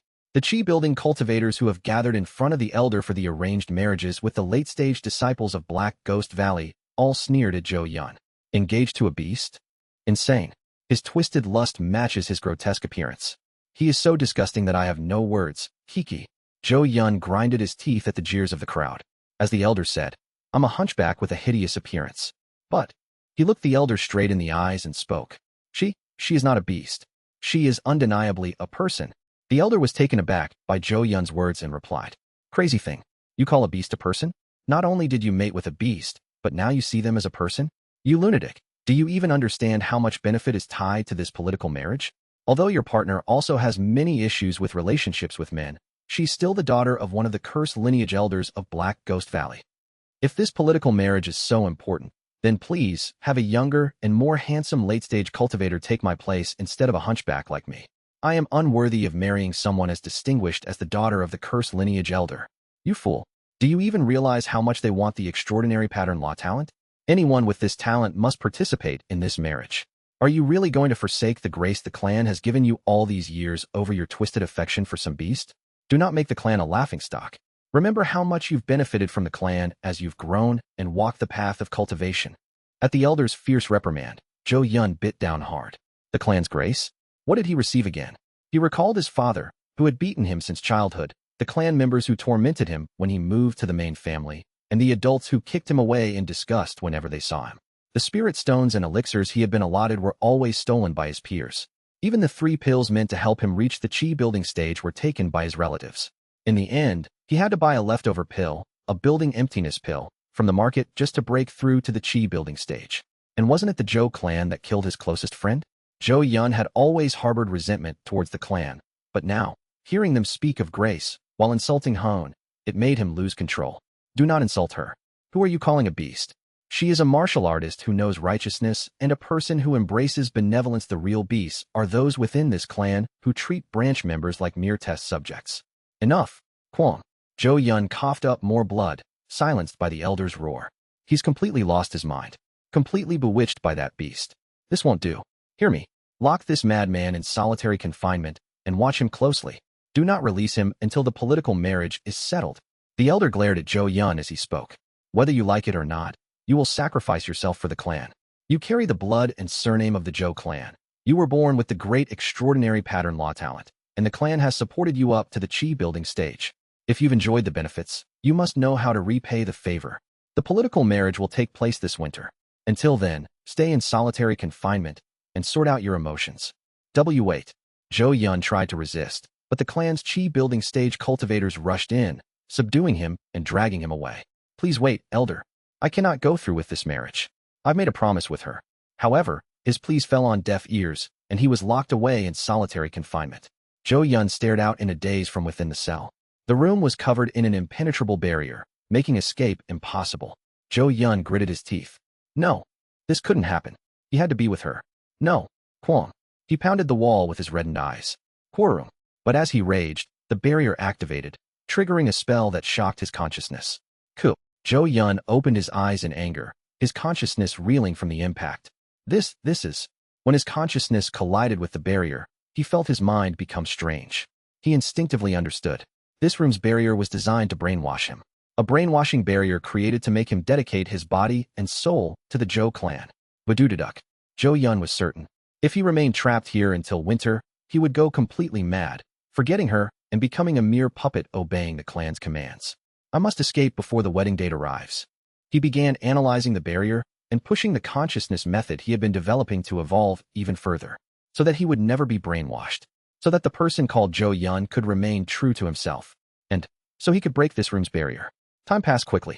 Finally, winter approached, and Yeon was visited by the elder who came to his solitary room. Have you regained your senses a little now? Yes, elder. I think I temporarily lost my mind and did something disgraceful. Please forgive me. I will follow your orders properly from now on. Yeon's eyes appeared somewhat dazed and vacant. The elder looked at him with satisfaction and smiled. Very good.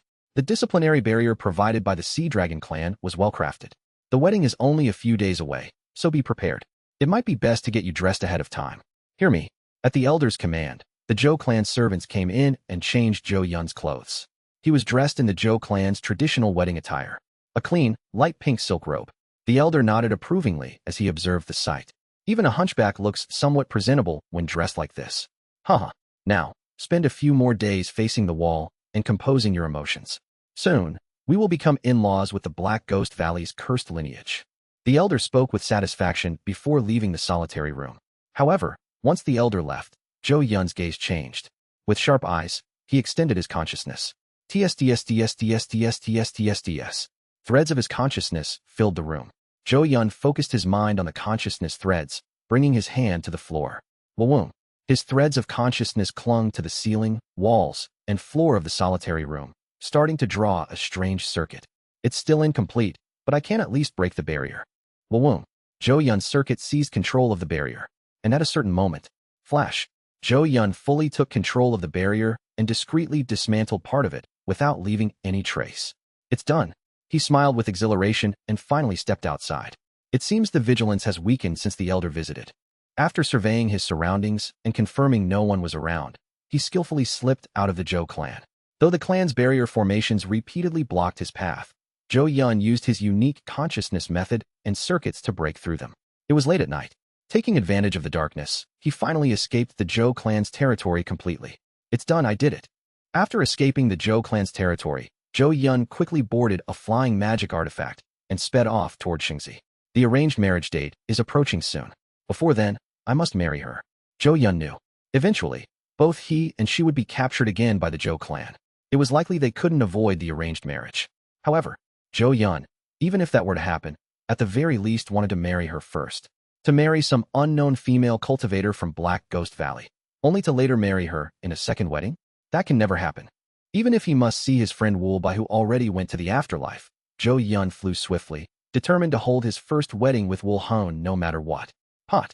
Soaring through the dark night sky, Yeon finally arrived at a secluded corner of a forest.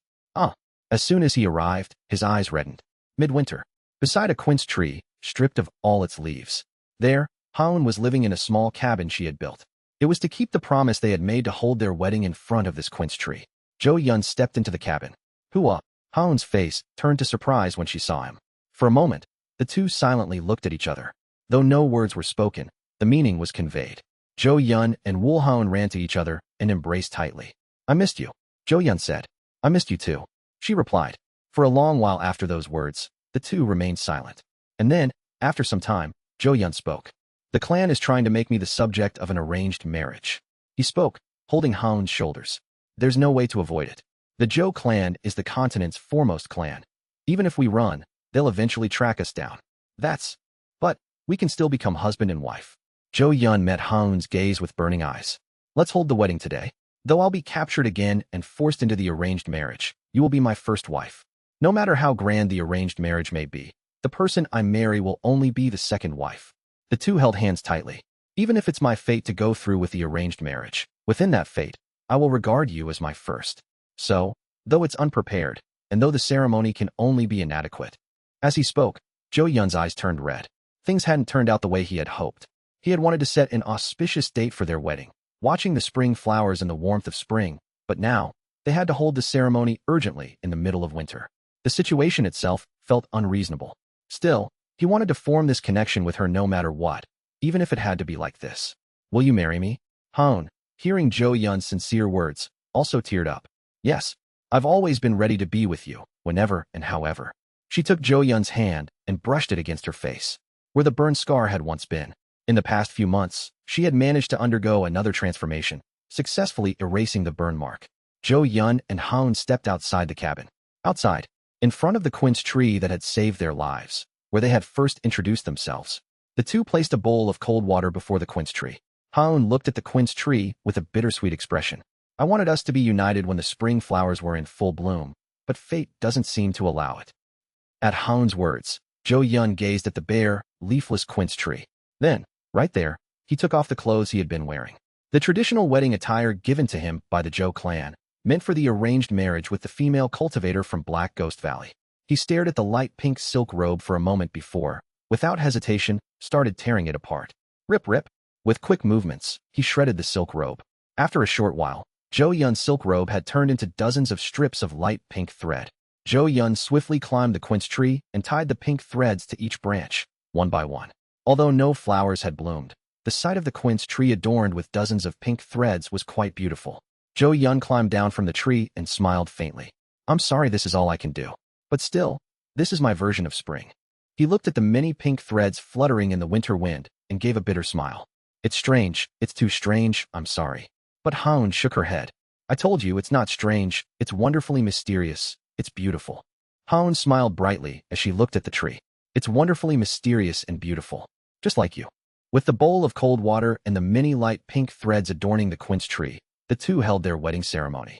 We offer our respects to the divine spirits of heaven and earth. The night passed, and dawn began to break in the distance. At the time when the moon set and the sun rose, Yeon and Haun made their vows before the sun and moon. We swear before the 8 lights, who have governed blessings since the very beginning of time.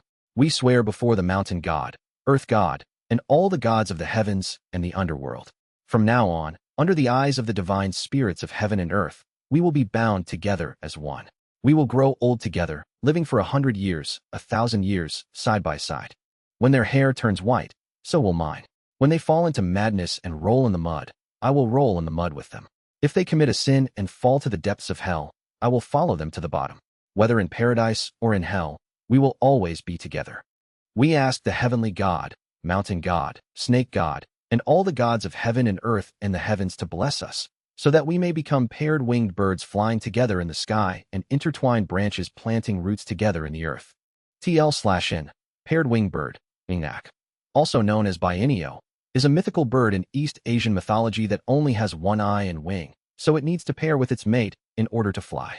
The two, having followed the simplified wedding rites, shared the bowl of cold water under the dawn light, each drinking half.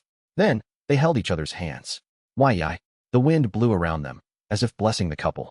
And so, Haun and Yeon became husband and wife. Chapter 452, Yeon's Heart, 5. Thank you for being with me.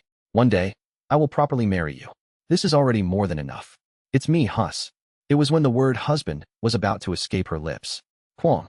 An intense heat melted all the nearby snow and burned all the trees. Kugagugagu. An overwhelming heat filled the surroundings. You bastard.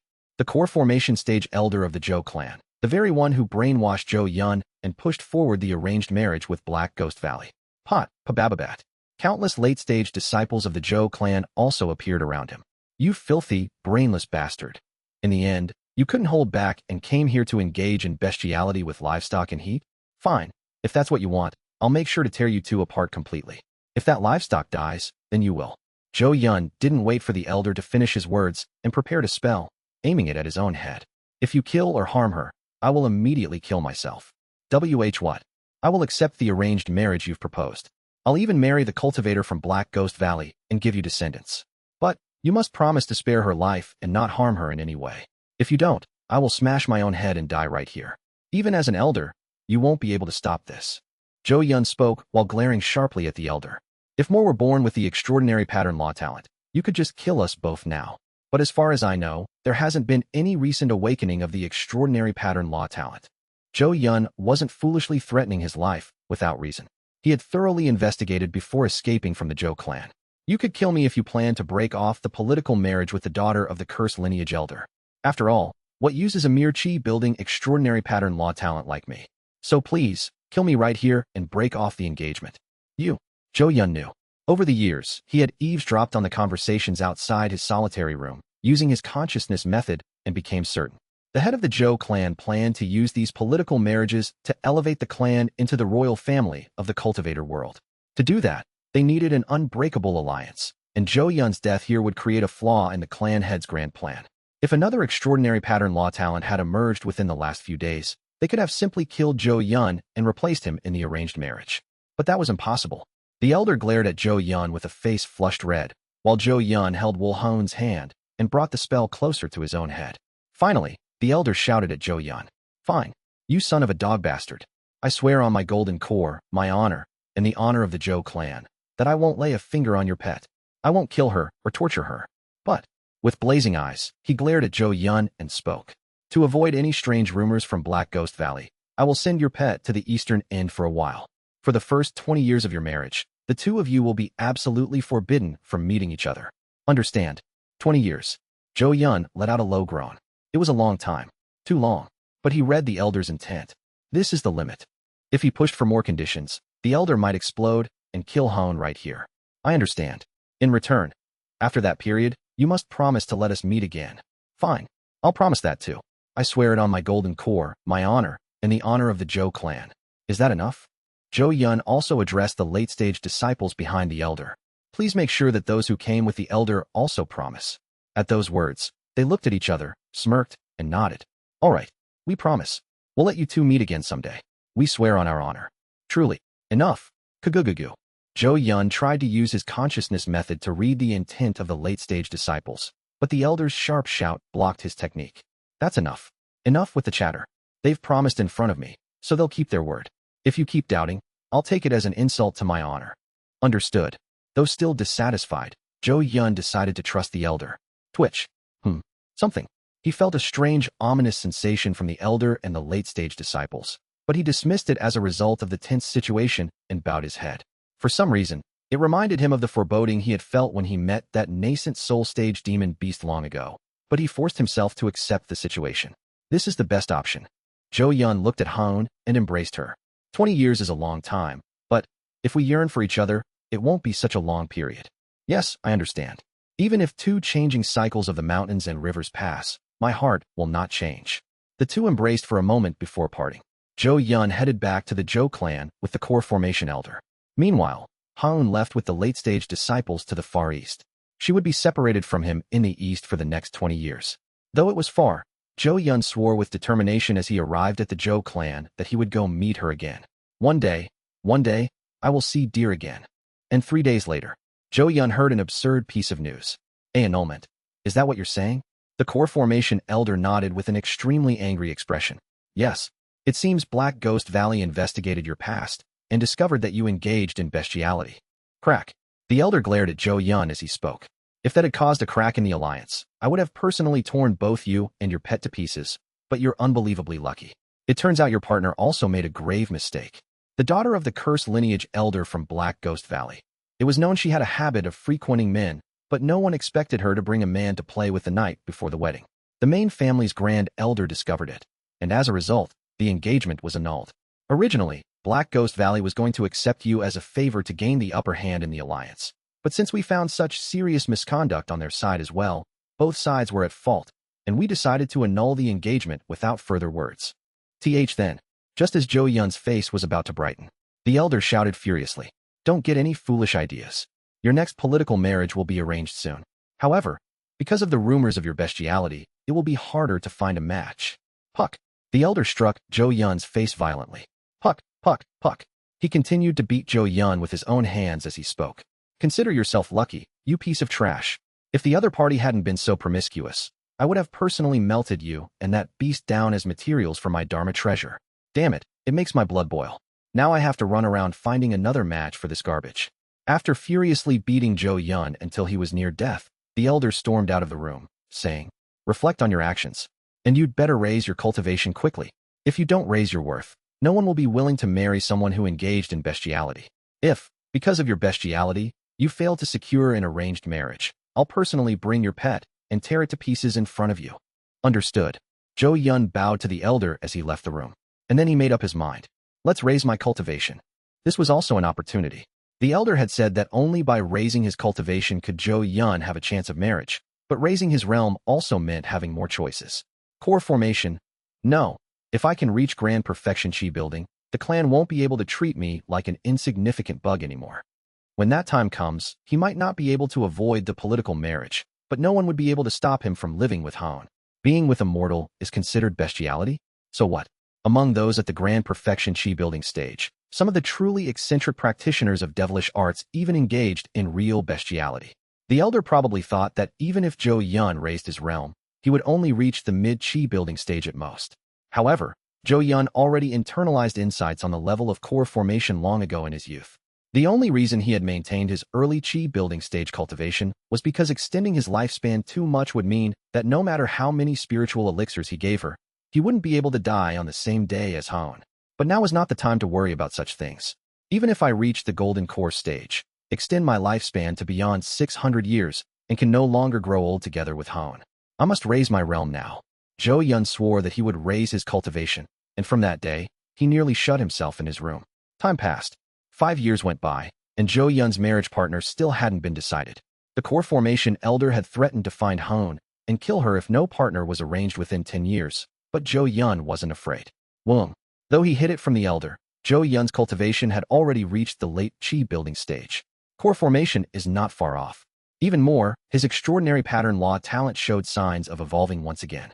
Perhaps because he had spent the last 5 years diligently practicing artifact crafting and awakening his talent, 2 of the 6 patterns were showing signs of merging again.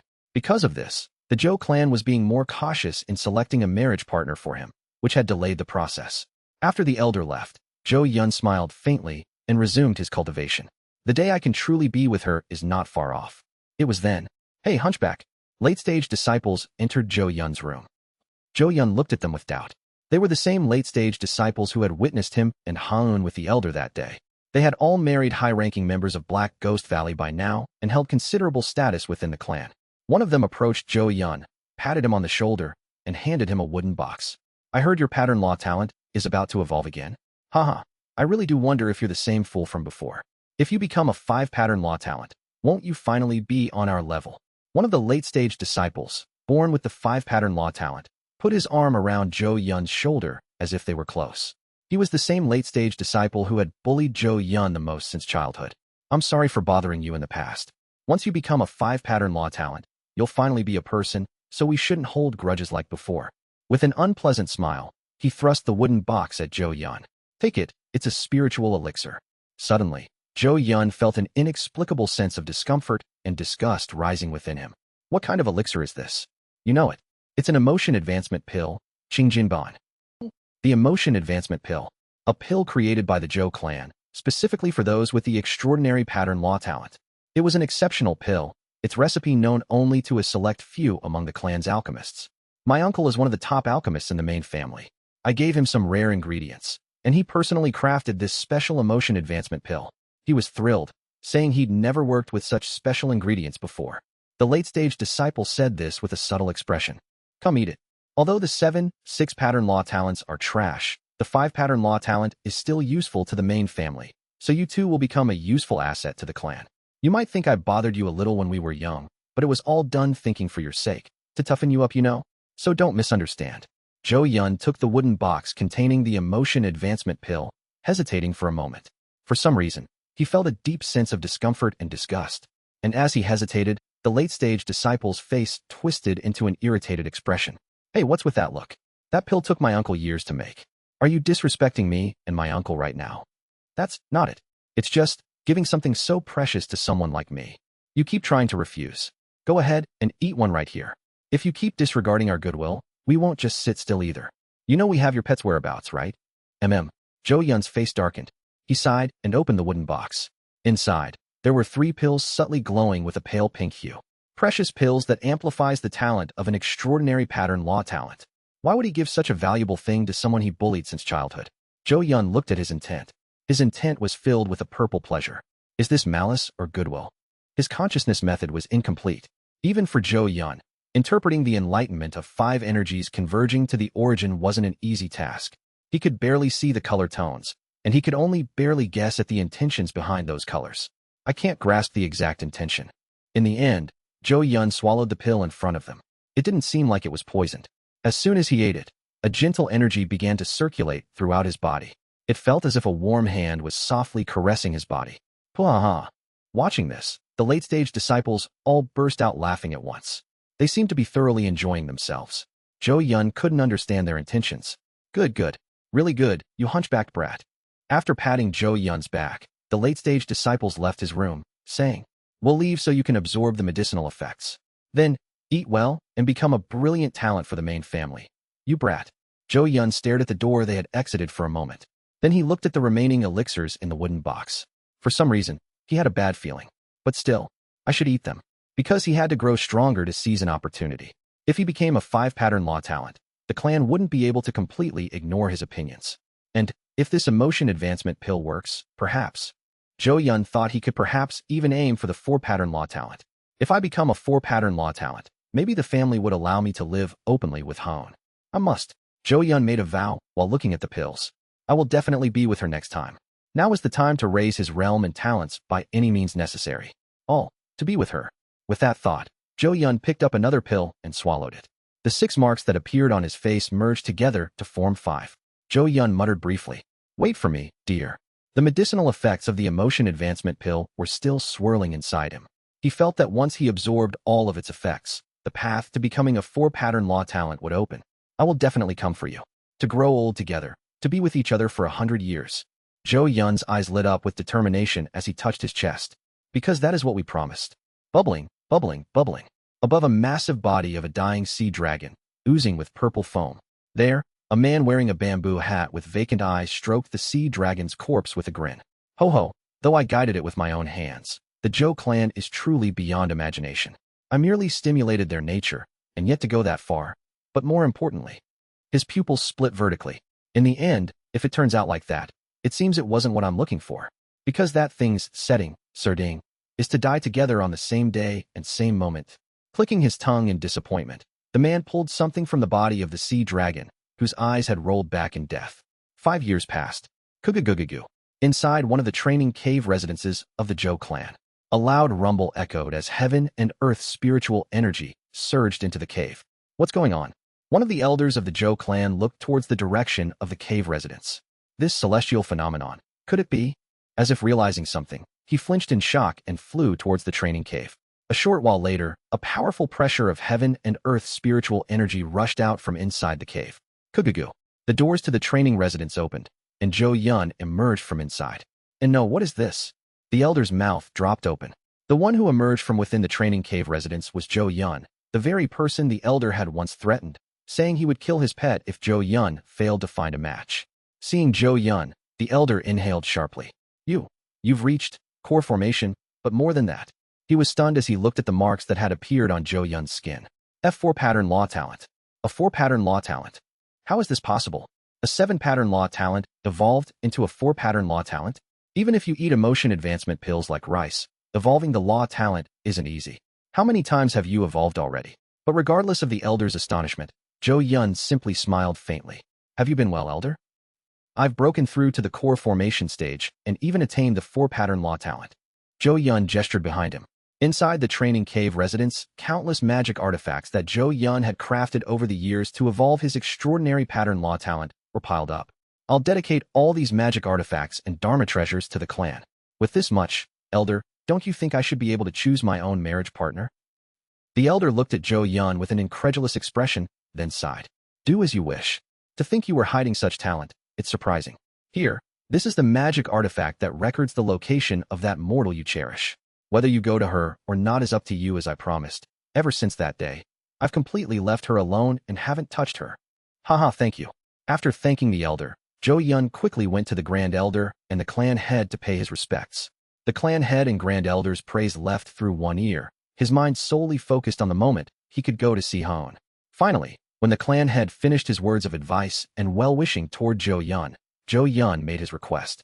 Clan head, now that I've reached the golden core stage and attained the 4-pattern law talent, I believe I have the right to choose my own marriage partner. That is true. Do you have a prestigious clan or a disciple from a major sect in mind? I want to marry a martial artist. What? The nascent soul stage clan head's face turned red with anger and shouted. When I heard those rumors about bestiality or whatever, I thought they were lies. But to think you still carry such perverse tastes. Kugugugugu. The clan head raised his aura in rage, but barely managed to control his anger as he sat back down. If you were only a 5-pattern law talent, or merely at the chi building stage, I would have personally beaten you to death. But given your realm and talent, I won't kill you. Do as you wish. However, even if you keep a pet, you will marry the woman chosen by the clan. Thank you. Yeon nodded, dissatisfied but at least having gained permission. I'm confident I'll rise to the nascent soul stage with my 4-pattern law talent. When that day comes, no one would be able to stop him from officially marrying Hone. Though the idea of spending only 100 years with Hone was a bit regrettable, if he gathered all the rare medicines on the continent and raised her to the core formation stage, they could possibly spend 1,000 years together. With such dreams in mind, Yeon left the audience chamber and took out the magic artifact that recorded Hone's location. As expected of the Zhou clan, renowned for their genius in artifact crafting, Creating a magic artifact that could track a single mortal's location was an all-too-easy feat. The Elder must have made this just in case, but hasn't activated it once in 10 years. Yeon analyzed the structure of the artifact. It seems to track her movements based on her blood information and leads me to her location. The craftsmanship is unnecessarily high. Anyway, this damn Zhou clan. If they have this level of skill, bestowing mortals a year of abundance. Though he harbored a slight grudge toward the Zhou clan, Yeon felt as if he could fly. It felt like nothing but happiness awaited him now. Even the Zhou clan, which he had disliked to this day, seemed to now give him a faint sense of belonging. Well, that's enough. Let's go. Ying. The moment Yeon activated the magic artifact, wings sprouted from the round artifact, and it floated into the air. The magic artifact flapped its wings and headed in a certain direction. Yeon followed it using the flying escape technique. Since it'll take a lot of spiritual power to travel east, I should replenish with elixirs or spirit stones before. Then, Yeon noticed something strange. The artifact wasn't heading east. It was headed toward a corner of the Zhou clan's main family. Yeon's eyes widened. Wait, could it be? He felt a sense of disbelief. She wasn't in the east, but hidden within the Zhou clan's main family? Then again, even for the Zhou clan, of 5 energies converging to the origin martial artist like Yeon had worth as a bodyguard for their chi refining disciples. That might be how they were using her. To think she was close by all along, and I never knew. The main family must have controlled the information. No. Was it because I was too focused on cultivation and didn't pay attention? Regardless. Ying. The magic artifact passed through the sparring grounds, cultivation rooms, the magic artifact refining chamber, and headed toward a secluded corner of the main family. It was going to the pill refining room. What's this? Yeon stared at the magic artifact that arrived at the front of the pill refining room, puzzled. Is Yeon inside? He carefully opened the door and stepped inside. Since even a core formation cultivator like him couldn't enter the pill refining room carelessly, Yeon proceeded with caution. As he opened the door, the magic artifact flew to a corner of the pill refining room. Dear, are you there? Yeon, with a trembling heart, followed the magic artifact. Then, the artifact stopped. It halted in front of the flame vent that ignited earth fire, Dihua, for the alchemy furnace. Yeon briefly looked around. Yeon was nowhere to be seen. Is the magic artifact broken? He touched the artifact. But from the perspective of someone who had reached the level of the 4-pattern law talent, the magic artifact was not broken. He could feel Yeon's blood registered within the artifact. The chi within the blood was undoubtedly Yeon's, as Yeon remembered it. Yeon fiddled with the artifact again, muttering to himself. How strange. It seems broken, but I can't figure it out with my skills. It was then. Yeon heard someone approaching behind him, yawning. Wapom, combining medicinal ingredients isn't easy. Hey, wait. Who are you? Yeon turned around. It was the same late-stage disciple who had given him the emotion advancement pill in the past. The late-stage disciple smiled with a cheerful face the moment he saw Yeon. Well, look who it is. Isn't it the hunchback? Haha, did you just come out of seclusion? How'd it go? Made any progress? I'm already at the late chi building stage without even going into seclusion. Let's see how far you, As he checked Yeon's consciousness and spiritual pressure, the late-stage disciple's expression changed. What? Then, Yeon reached out toward the late-stage disciple. Clench. Grabbing the late-stage disciple by both shoulders, Yeon asked. Where is she? The late-stage disciple's face turned pale. How did someone like you reach core formation? Where? Crunch. He spoke to the late-stage disciple who was babbling nonsense. Is she? Kook, you. It was at that moment. Clench. Someone appeared in the room and grabbed Yeon's hand. Yeon looked at the person. The late-stage disciple's uncle. A grand perfection core formation stage great elder, just about to enter the nascent soul stage. Amazing. I didn't expect that hunchback my nephew mentioned would grow to this level. Where is she? Yeon asked him with a sharp glare. Before the great elder could respond, the late-stage disciple hid behind him and sneered. Haha, you mean your pet? Didn't we keep our promise? We said we'd let you meet her again. What? Over there. Your pet is over there. The late-stage disciple pointed to Yeon's stomach. Yeon briefly looked down at his own stomach, then glanced at the flame vent of the alchemy furnace, before turning his gaze back to the great elder. Finally, his eyes settled on the late-stage disciple. Say you. A cold aura began to spread around Yeon. You uncle. You made a mistake. You didn't tell me he cared this much for a pet. The grand elder blocked Yeon's path and spoke. My nephew was a bit hasty, but you should understand. In the end, wasn't it just livestock? Besides, those 300 emotion advancement pills made from your pet were truly of excellent quality. The clan's late-stage disciples, the clan head, the elders, and even the Supreme Grand Elders all consumed them and achieved remarkable improvements in their aptitudes. It must have died happily knowing it was of immense help to the Zhou clan. If you have any complaints, speak up. It was a rather special kind of livestock, so we can compensate you. If you need another pet, we can bring a few more from the secular world. If you have no complaints, leave. The pill refining room is not a place for even core formation elders of the clan to enter recklessly. Yeon walked past the Grand Elder and left. He returned to his room in a daze. Then he looked down at his hand. Crunch. Yeon bit down on his own hand. Crunch, crunch, crunch. Blood began to flow from his hand. Crunch, crunch, crunch, crunch, crunch. Yeon didn't care about the flowing blood, biting until his bones were exposed. Drip, drip. Red liquid began to flow from Yeon's eyes. He understood what he had eaten. Crack, crack, crack, crack, crack. He resented his own hand. He resented his mouth for thoughtlessly eating anything. SSSSS. The 4 patterns on Yeon's face began to blur, gradually starting to resemble 3 patterns again. That day, Yeon went mad. Everything else in his mind disappeared, leaving only a single goal: the annihilation of the Zhou clan. With that as his sole purpose, he threw himself into revenge and madness.